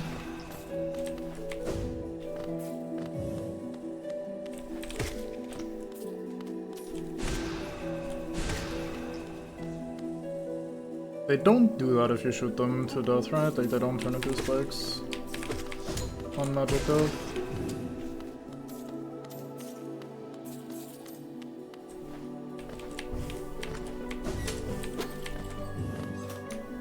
Okay, we are in the room to the far right there. Oh, you died from one, very good with the double hit. I think we're in this first vertical shaft sort of area, so we go over here. And now it's just this room, and then halfway through this room we have to go to the left into a side room. Into this side room, specifically.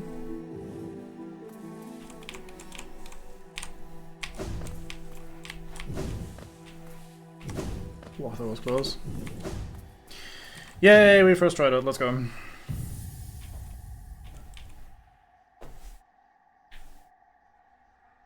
He bows, I bow.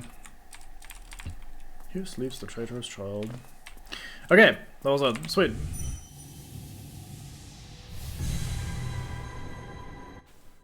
You're a gamer, Harry.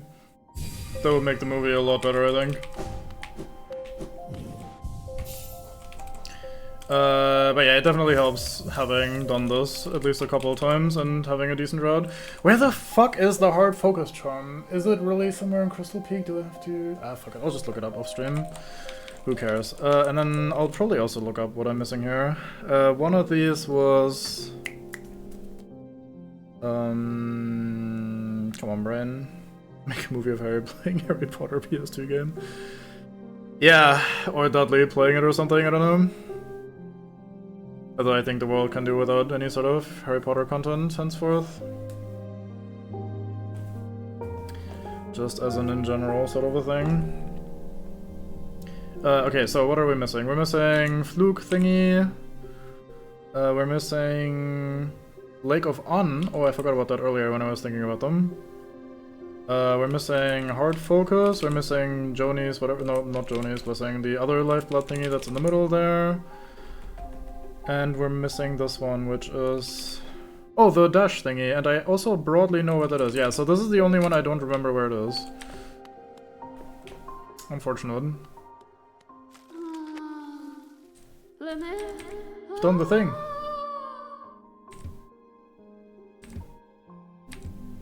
No comment on the fact that it was first try? Unlucky. Weird area on the left side of the mine. Yeah, I also... Oh, right, I think I remember. Yeah, it's, I think in one of the long horizontal hallways where otherwise there's nothing going on that are designed for you to just fly through or something. And you have to, like, be very attentive and actually check the floor partway through.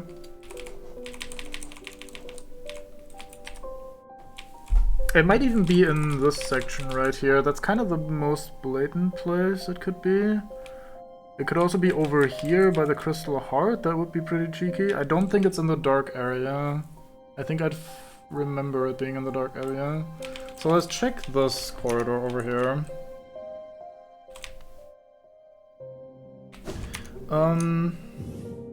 How do we easiestly leave? I guess we'll just go to the stack station. Easiestly is also one of the words I've just convinced into existence. I've made this a word now. Did I just unequip all my charms and didn't remember to put new ones on? It's really cute when you lean into the screen. Thank you, I guess.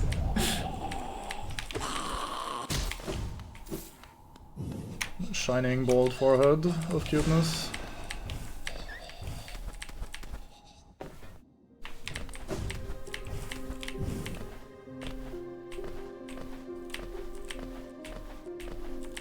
Yeah, I think so. One of the ones that I'm missing is the dash, the one that does damage when you dash through enemies, and I think that's in the deepness section where we also have the remaining, like the centipede carcass for the Hunter Journal and the, yeah, I think that's it, and the charm. Those are both in that area. And then the one where we need the 15 hearts that we can now get. And then the Lake of On, which we could just get to at any one point really, that's not very far at all.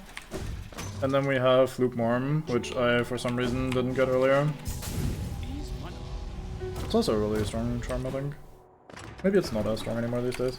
How are we doing with keys? We do have one. And I think this might be the only location that still needs a key. Okay, so we have found this thing. Let's double check to make sure there's no, like, sneaky, you can go even deeper here.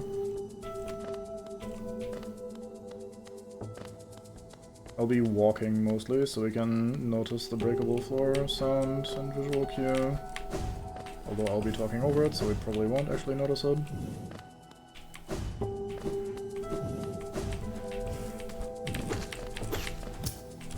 Oops, way too low.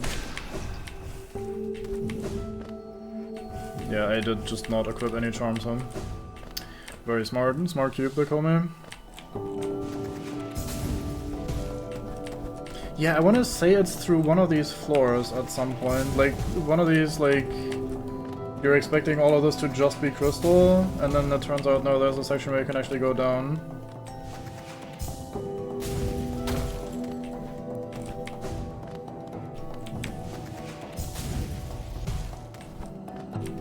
Trying to keep an eye out for anything that's particularly suspicious looking. This room is the one that I'm most suspicious of for that, because it is basically a completely featureless room otherwise. Can you not dash from this? Surely. Apparently I can't. Interesting. Like, anywhere here maybe? There would be some form of clue about it, I reckon. Very low amount of spikes there, but I'm grasping at straws. Which again I don't really need to do just yet. Don't need to be that desperate.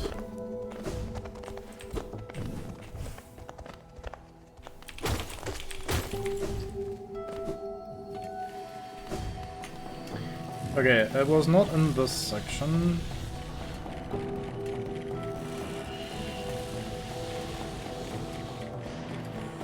Maybe it is by the crystallized mound area. We are here. I need to go up and to the right, to the bench. Okay.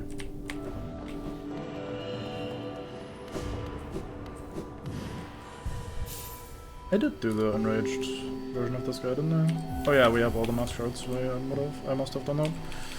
I would have done that.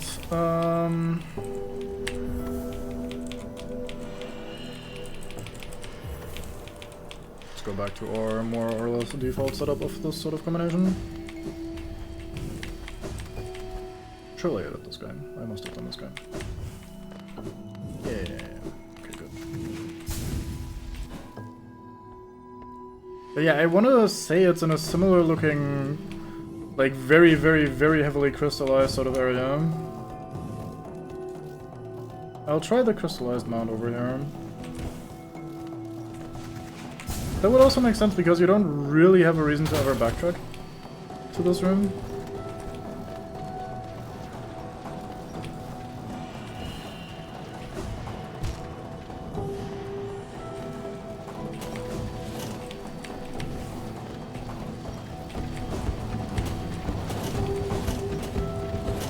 Let's have a look over here maybe.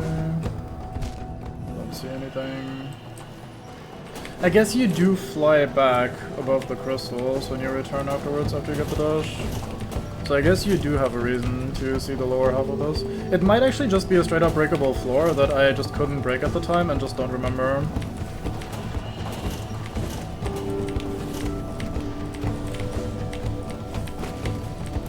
Even if you think you've been relatively thorough in your exploration, you always forget something and you always miss some shit. It's very sad.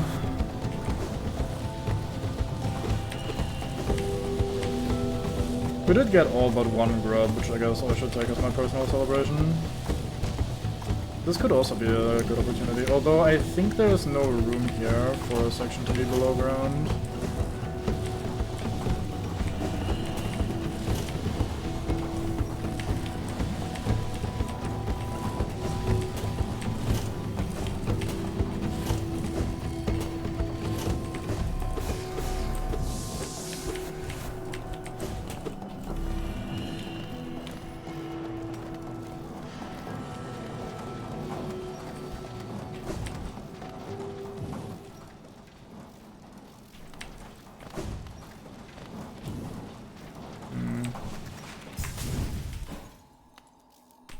No, it's probably not here then, huh? Can't really also be here logically because this is where you get the crystal dash and they want you to use it, so It can work as a teaching sort of thing. I don't really see anything suspicious down in those spikes.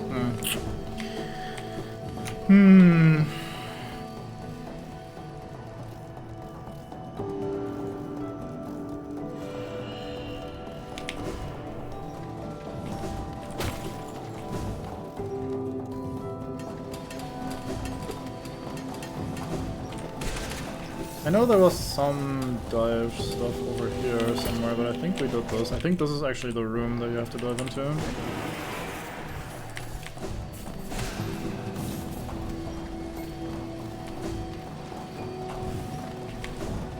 Did the crusher section over here.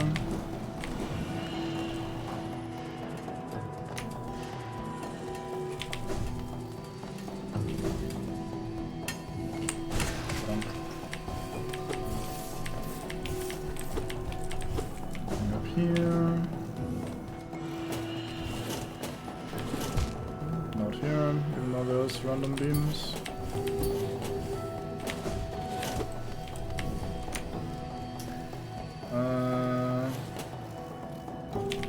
Maybe in this very first section right away.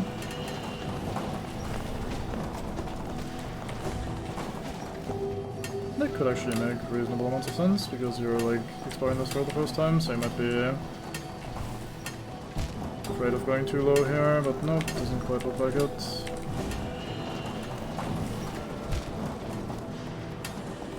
I don't think it's actually directly going into spikes like that. There has to be something that gives you a hint or an indication.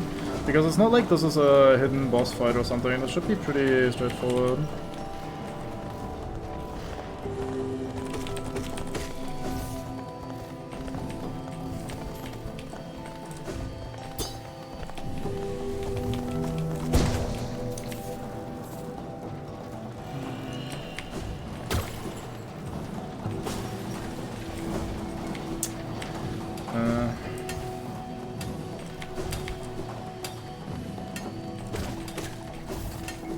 I am annoyed that I'm not finding this or remembering this. Oh, there might be an egg in this room that we never got.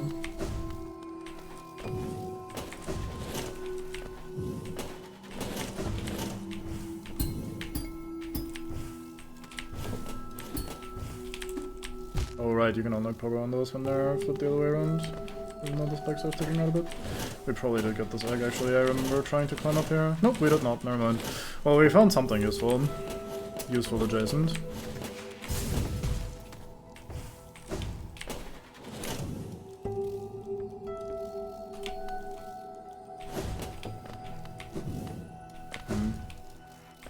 I also feel like it's some stuck in the floor shit.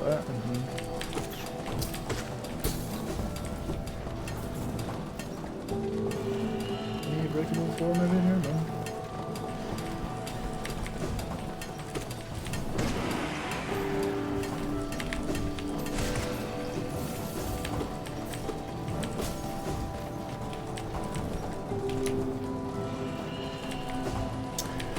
Well, maybe it is in this dark section. I guess that would be a good place to hide, should.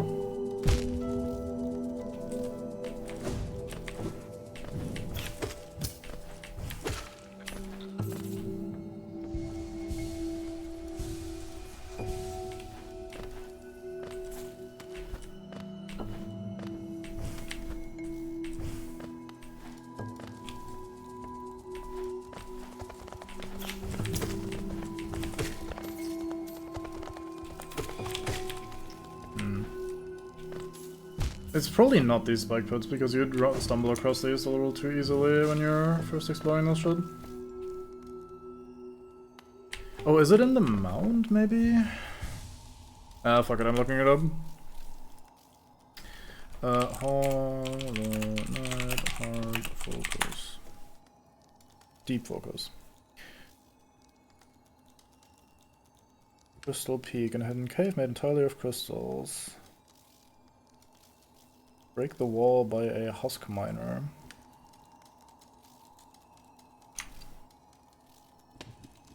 Oh yeah, I just missed a wall there. Interesting. Okay. Fair enough.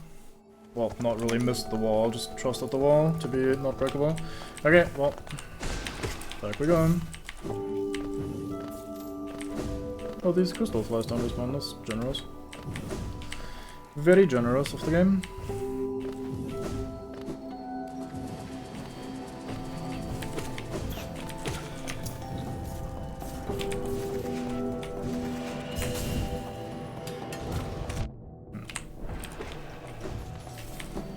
So I think it's somewhere over here to the left.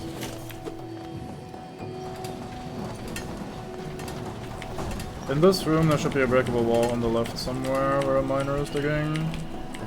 Or like in this section, generally speaking.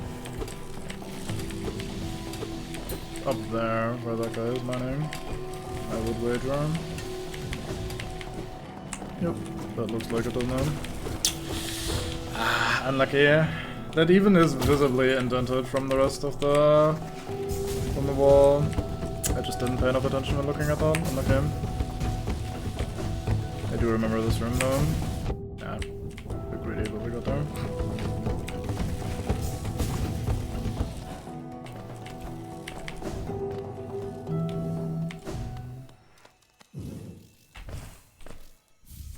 Deep focus. There. Okay.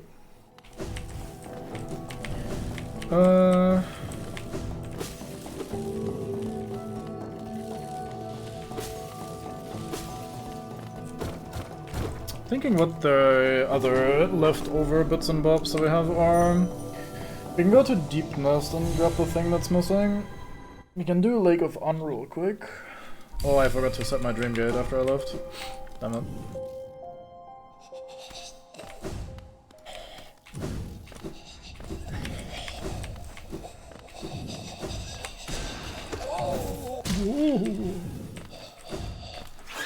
I'm going one too far. I think it's up here.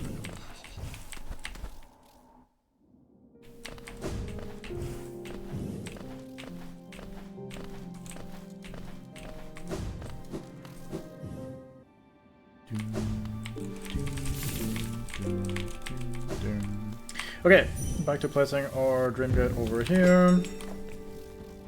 Get ourselves a stag. Off to green path we go.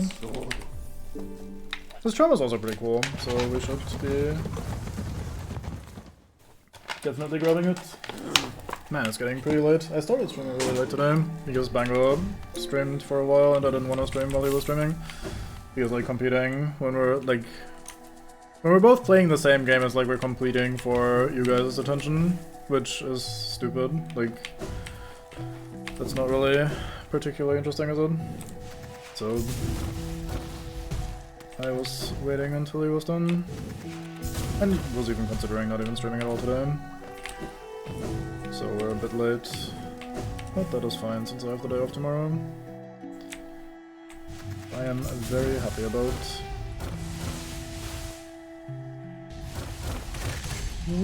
Hey, we binned enough of the birds for our friend the hunter. Okay, over here is a little secret area. Pretty obvious one for what it's worth, because at the end of the day you just have this large ass lake, and if you're at all curious, you're probably at some point going to investigate what is at the end of the lake. And if you ever pick up the acid resistance tier, you might hopefully still remember, oh yeah, there's a lake here, and come back and explore, and then you find a large acid lake with nothing in it, except when we stand here, we meet from the Lake of Un, the title creature. Shape of Un. Bye! Goodbye, Un.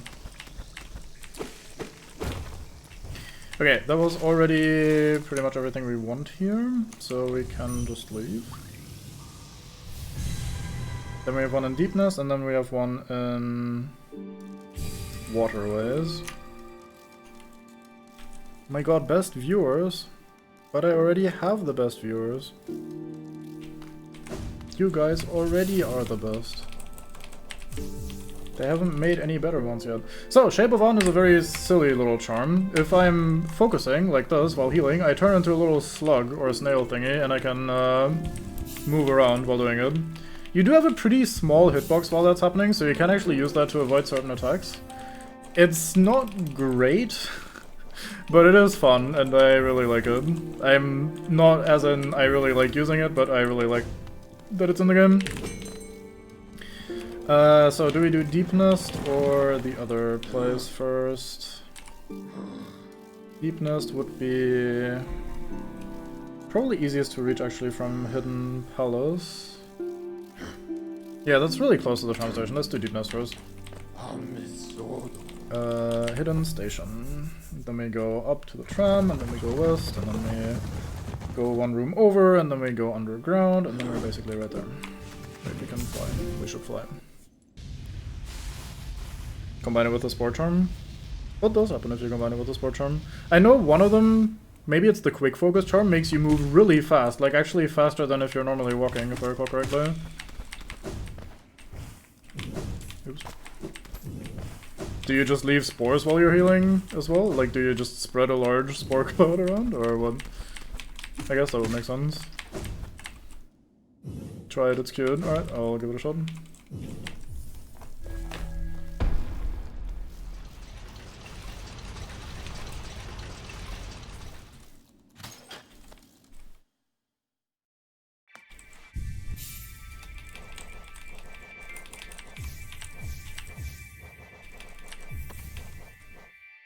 With the Spore Charm. I'll also do the quick one to show how fast you go. Wrong button. Oh, I see. That is too fast, unfortunately. I only had enough soul for one heal. We'll just leave it equipped for now. Yeah, that's fine. Fuck it. Wait, I'm going the wrong way. This is the way. Little snail into poof spore explosion. But yeah, with the quick charm you actually move faster than what the knight normally runs at, which is pretty silly, but honestly kind of cool. It technically allows you to use it as a dodge rather than just as a heal. So in some situations where you know the hitbox is not low enough to hit you, you can go under something and heal at the same time, which is neat. I practically have never done that is pure theory. But I do like charms like that existing. That do silly little things like that. Gate. Oh yeah, this room. Forgot about this section. Kind of brute forcing you into learning that you can go through these centipedes with the Shade Cloak. Whoops. Well, actually, you don't need to know that. You can just face tank them. You can also time things poorly and face tank them anyway. And here's our charm. Sharp Shadow, which is an interesting little charm that makes it so we do damage to things that we dash through with our little Shade Cloak invincible dash. It is not very good, if I recall correctly, which is a bit of a shame. But that is often the case for unique and interesting things. They are often not very good, unfortunately. Okay, off to Royal Waterways to do Fluke Marm. Oh yeah, right, we're overcharmed. I forgot.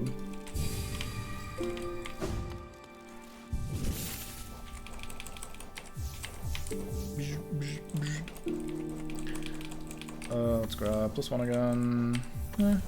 I'll just do the usual. Feels comfy. Okay, Royal Waterways, we probably best go through the King's Station, correct? Let's have a look. King's Station probably works best, yeah. Can just go west from there. We have near infinite money if we ever return to Lem. Oh, also Pleasure House, right, we can go to our banker lady, so King's Station seems like a universally good thing to go for. Plenty of things to do there. We are running relatively low on loose ends at this point. Like on random things to still do.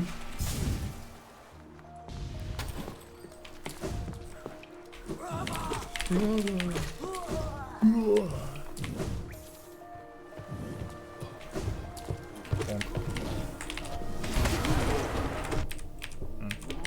was hoping you'd kind of just die from that, my bad.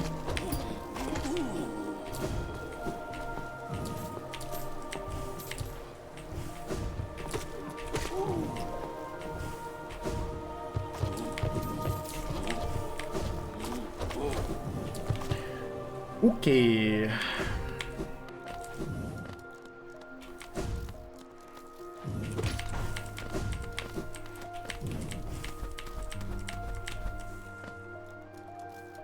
Let's not accidentally block the elevator and have to wait for all this elevator moving again.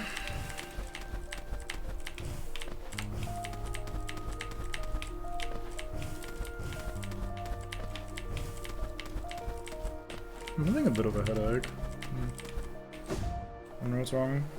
Maybe I've not been drinking enough. I did drink a little bit. So we have our lovely singer over here. The one ghost we're not hunting. For vibe reasons. And then up here we have our spa. Hello there. You look a little nervous, not happy to see me. Not happy at all, huh? Sad thing, but it's gone. All spent. All of the geo. The cost of running a bank can be high, so I had to charge a somewhat large service fee to your account. Perfectly legitimate, of course, just part of the whole banking deal. But thank you so much for visiting me and run along now, won't you? If you allow me some privacy, I'll be done here soon, and you can have the spa all to yourself. Well, well, well. Let's beat the ever-loving geo out of you.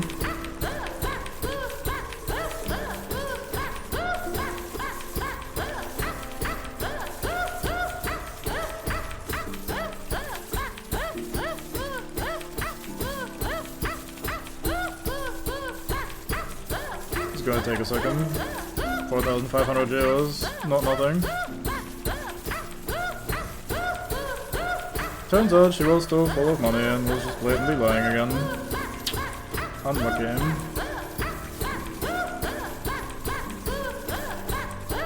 Good luck finding another idiot to scam.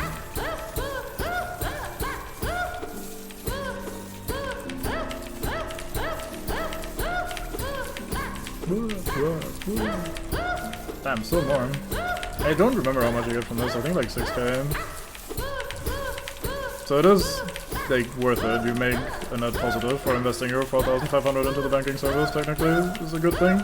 But, you have to know about this and find her. Oh, we're empty. We're ending with 6,500 something.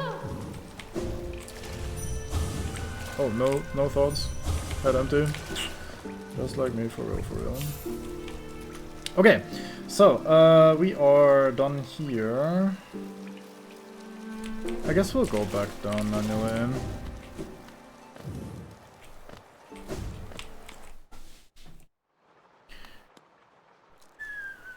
Oh fuck, I needed to hit the lever, I forgot.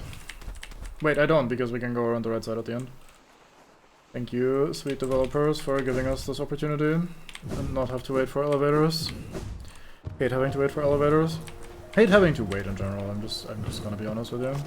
But yeah, there's also, I haven't solved how to enter. Oh wait, you exit there through the sewers at some point, don't you? I haven't entered the room with Emilia, whatever the fuck her name is yet. The Eternal. But I think you come out there after the waterways when you're done exploring, maybe? Yeah, this room. Haven't done this room yet. But yeah, I believe you come out here through the waterways at some point. I think we were even in the passage that leads here and just left because I didn't want to do that part yet. Anyway, waterways. This is not quite the waterways, but it should connect to where we want to go. And let's be smart and go through the proper entrance. That should bring us closer to where we want to go. Hello man, I am richer than you. How do you feel about that? Probably richer than all of you. Basically made of geo. You wanna know something funny? If I had infinite time, I could now turn in all of my relics at Limbs and I'd be even more wealthy. I probably should do that, so we can start turning the other fragile charms into non-fragile charms, huh? Valmy Ardred. Valmy Ardred. Alright, it's Valmy Ardred time. Valmy Ardred. We're gonna be turning in our relics for a while. Valmy Ardred. Me, make sure something is true. Helmadilla. I can't give you all of them at once somehow now. Valmy Ardred. Well, Cachail, Velmi Arctus. leaning back and pressing confirm Cachail, the last time. Velmi Arctus. War's son, Velmi Arctus. War's son, Velmi Arctus. War's son, Velmi Arctus. Shouldn't be that many of these things around anyway. Velmi Arctus. I think we found most of these items. War's son, Velmi Arctus. Velmi Arctus. Opal, Velmi Arctus.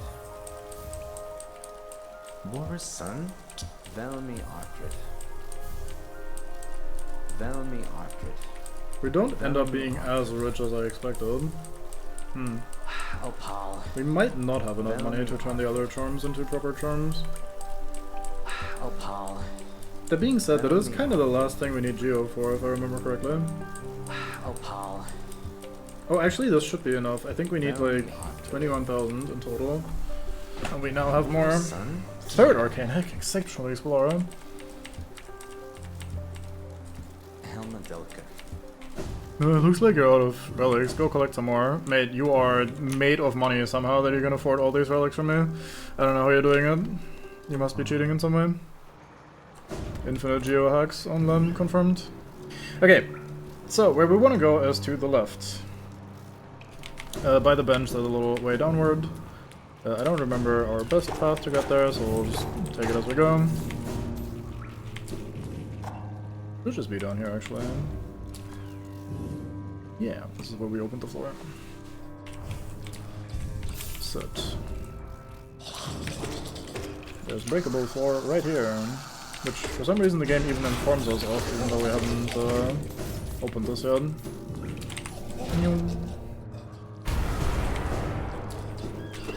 So somewhere here is also the part where this connects to Godhome, where we can find the Godhome guy. I don't know what it's called. And enter Godhome, the final DLC thing. Don't remember where exactly. I think we were actually either in that room or very near that room, and I just didn't do it. Actually, we are in the region at least. Basically, I haven't done this game very much since they added it, so some of these rooms still look like new to me. Like, this is a different version of the old area. This looks different to what I remember, so we must be both in the area that I want to be in, but also in the area that leads to the DLC thing, so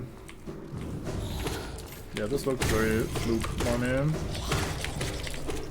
So we are definitely broadly in the right place, but also this like abundance of junk and stuff looks very God-homey, so God-homey. God-homey, what are you doing? Here's our path.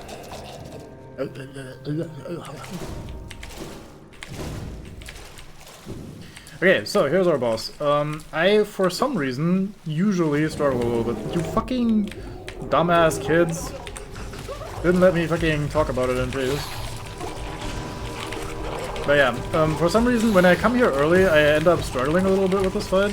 This is not a particularly hard one. Now, it'll look a little easier because we're one-shotting the ads with our current weapon damage. If you come here earlier, you don't one-shot them, you two... Okay, yeah, this is very easy with our current stats. But yeah, I've basically had the experience at least twice that I came here and was actually struggling quite a bit with this boss, and I presume it's because I did this before even upgrading my weapon at all.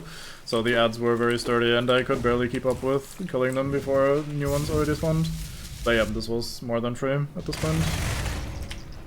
This might be a decent spot to farm essence from regular kills. Not that anyone should ever actually do that outside of a weird challenge run, but I tend to keep, or I seem to be getting essence even from the little environmental doodad thingies all here, so.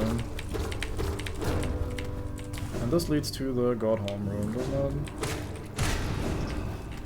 Or to the path to the Godhome room? I don't know, whatever. But yeah, I don't know this area very well. At all. I've only been here like once, maybe twice total. And it's been years ago.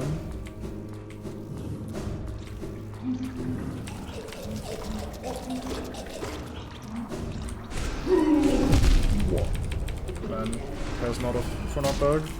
That didn't hurt that shit. Knockback, what is that? I don't care. I don't know.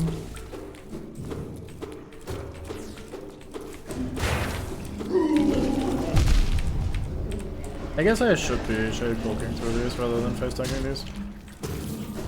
That would make logical sense. There's an NPC on here somewhere. I am just not ready, honestly.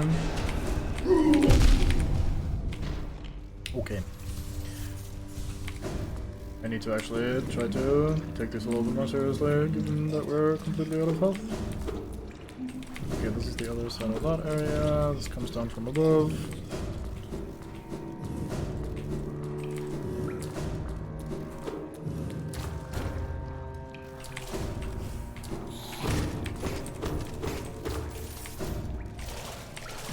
Where we came in, very good. At least it looks like it. Yep, okay, let's stick to the right side this time.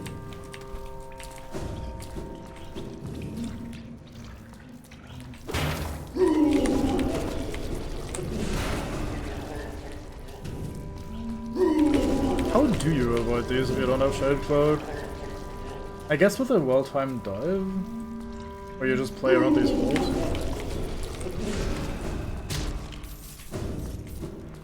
Probably play around the holes, I guess. Since you could technically just hit them whenever they pass by him. Nope. Without putting yourself in danger.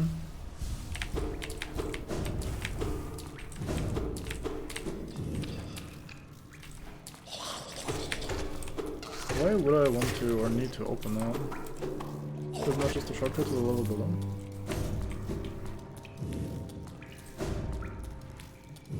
Let's find out! Or can I access this level only through the dive? No, it is just the level below. Fair enough.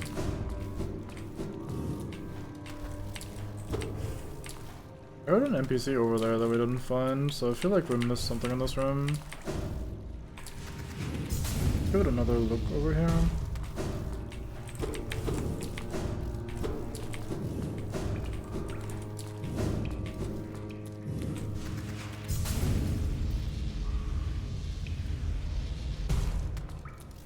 Or maybe that wasn't an NPC as much as it was just a big grub thingies. Yeah, it probably was just the big maggot thingies. Alright, never mind. Damn it. Damn it. Now we can go for it. I think we need to go up here again. Yeah. There we go. This should lead to the big open room. No, is this not where I think it is?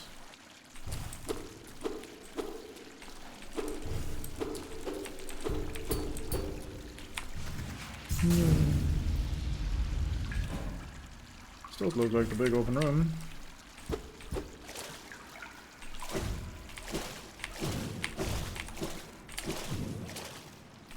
What you got there? Junk pit? Wow, we got a tiny bit of money. Wow, we got a tiny bit of money. This is actual junk. There's even a chest here that gives nothing at all. Very kind.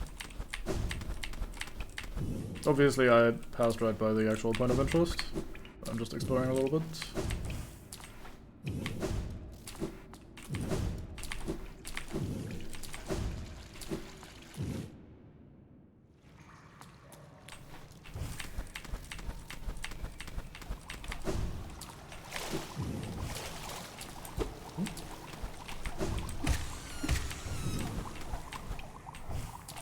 Certainly don't remember this room. Very good.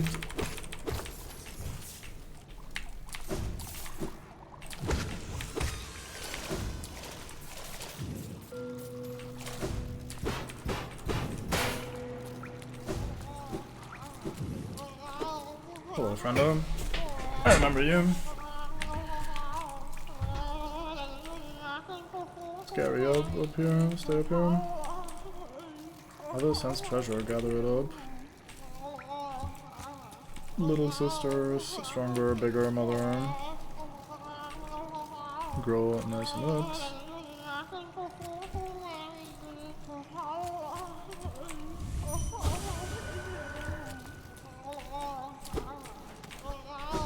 Fair enough. So, like I said, I'm pretty unfamiliar overall with all of the Godom added stuff, so I don't know if that guy has like a storyline, questline thingy that we can do with him. If I recall correctly earlier from Bango's stream, someone was saying that they're mostly there to show that even something like the Flukes is getting sentience and a modicum of intelligence through the infection and shit, or through the worm or whatever the fuck is responsible at this point. I guess not the worm, but the Pale King of anything. Okay, we have made it out of the waterways. This is not quite where I want it to be, so let's go back down.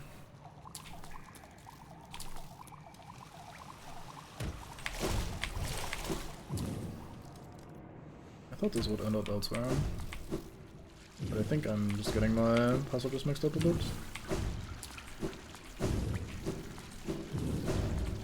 This is where we came out of, very good. Well, nothing to do except for the obvious, which is this thing over here. Use a simple key on a cocoon chained with a lock. Absolutely. Bonk. Flop. And we got the God Tuner. Seek the gods of hell and has tuned their power through their strength ascend. I don't know what that means exactly, like at which point, like, I don't think I have to backtrack to all the boss locations to add them with the tuner or whatever, or if it just means that when you grab those, they have now been added to the thing. Maybe a little cutscene.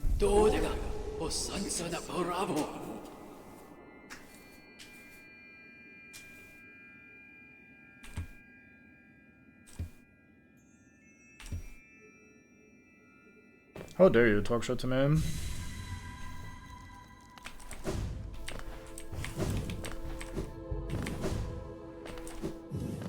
Is there a quick way of traveling here? Like, we don't get a stack station or anything, I don't think, but like something similar where we can just return in a faster way later. Which refight is that? Or is that a ghost that I'm missing?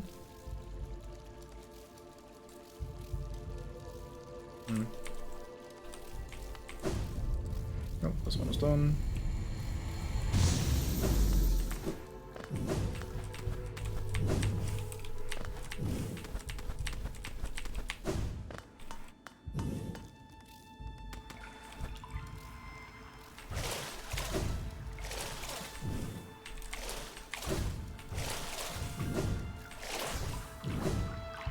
Hello. Our mind is unfortunate.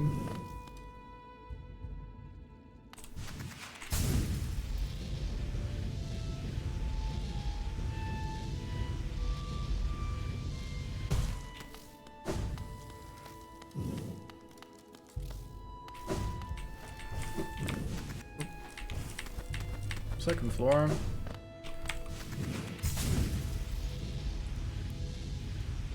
I'm missing quite a few of those puzzles.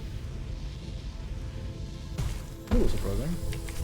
Okay, we can rest here. That fills in our map of the waterways, which is nice. Oh, I should check out there what we're missing, or how many we have, or whatever. We're missing the False Knight refight, I think, if that's... like, that looks correct at least. Then we have something missing after Mantis Lords, not sure who that is. Something by Collector, Dung Defender refight, Soul Master refight. Something by the Trader Lord, interesting. And then... looks like some other shit, like the Radiance probably shows up somewhere here. Oh well. Pretty decent list so far. I assume we open this up by doing some of those challenges.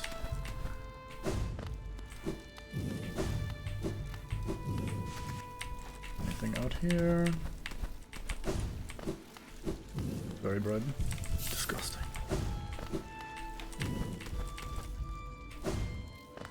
Okay. It's leaving time. We're not going to be doing any boss rush or boss refighting shit right now. Just want to wrap up some more loose ends.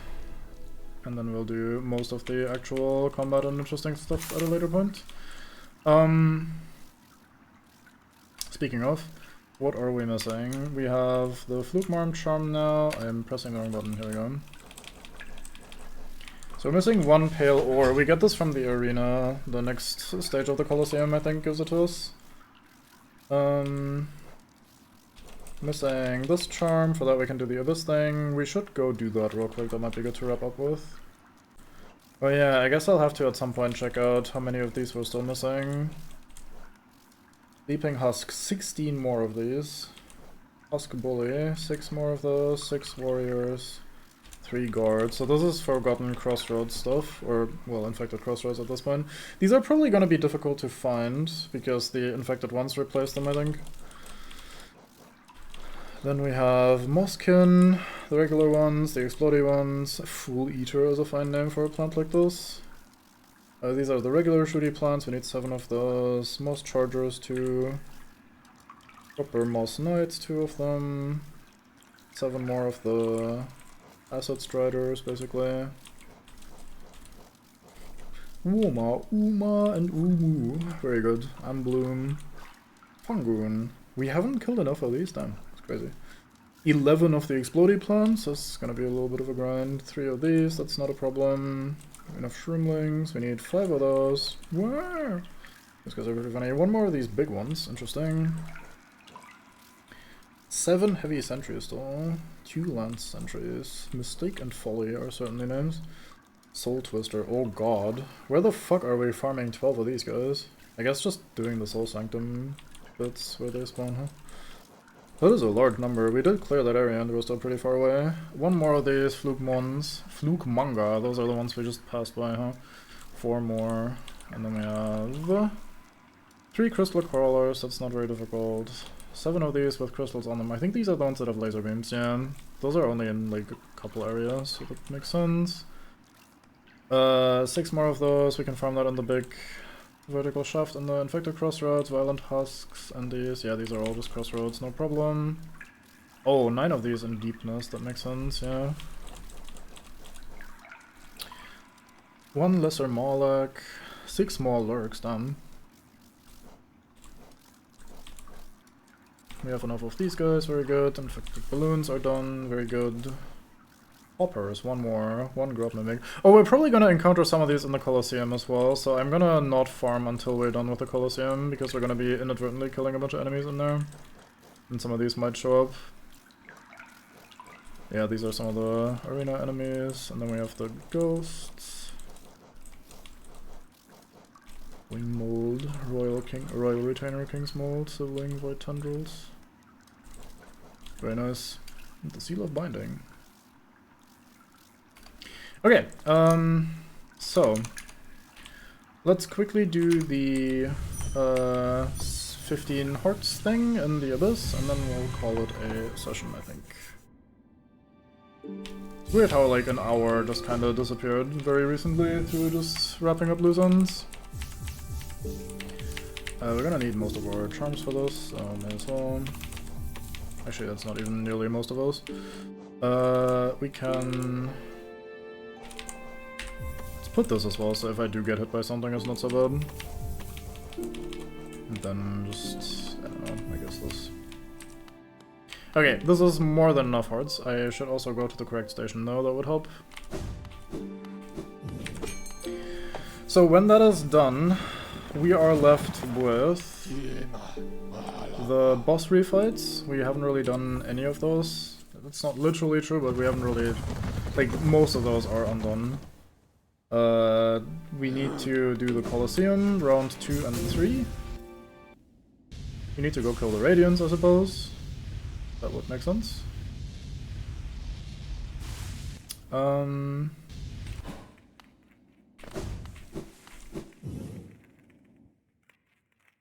Wrap up the Hunter's Journal after all that, and then I guess we're basically down to just Gotham stuff. fair enough with me, or cool enough with me, I don't know. I'm just saying words at this point, my brain has turned off for a while. Or has been turned off for a while.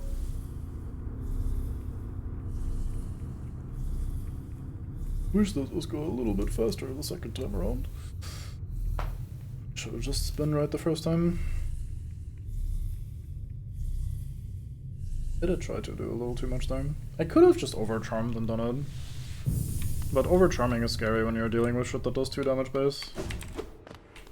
Because then you get it for 4 and it's like not very easily survivable. So, I don't know about this little section. This seems a little redundant to me. But hey, it is here, so we have a little, oops, a little blue life bloody sort of area.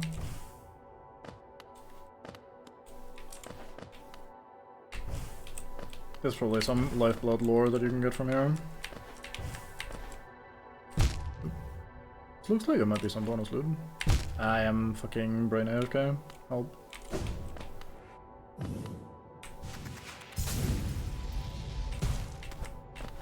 Or is it just a shortcut?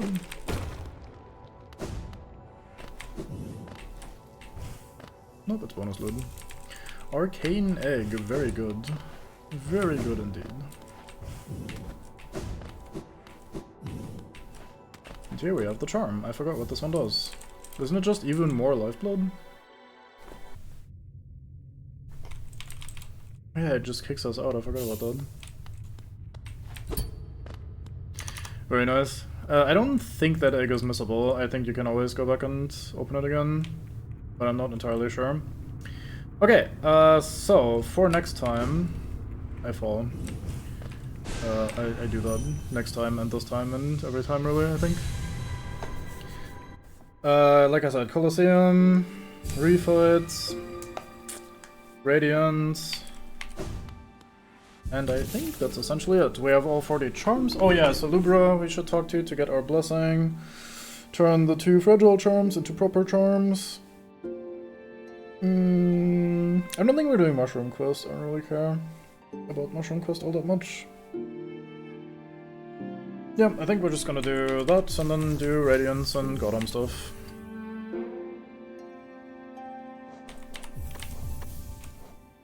Actually, I'll figure this shit out next time. Okay, so I am calling it here. Let's have a look if I can send you on to someone, if a sneaky second Bango stream has hit the building or something. Nope. We do have an DK doing some Grimrock though. That is always a very fine game.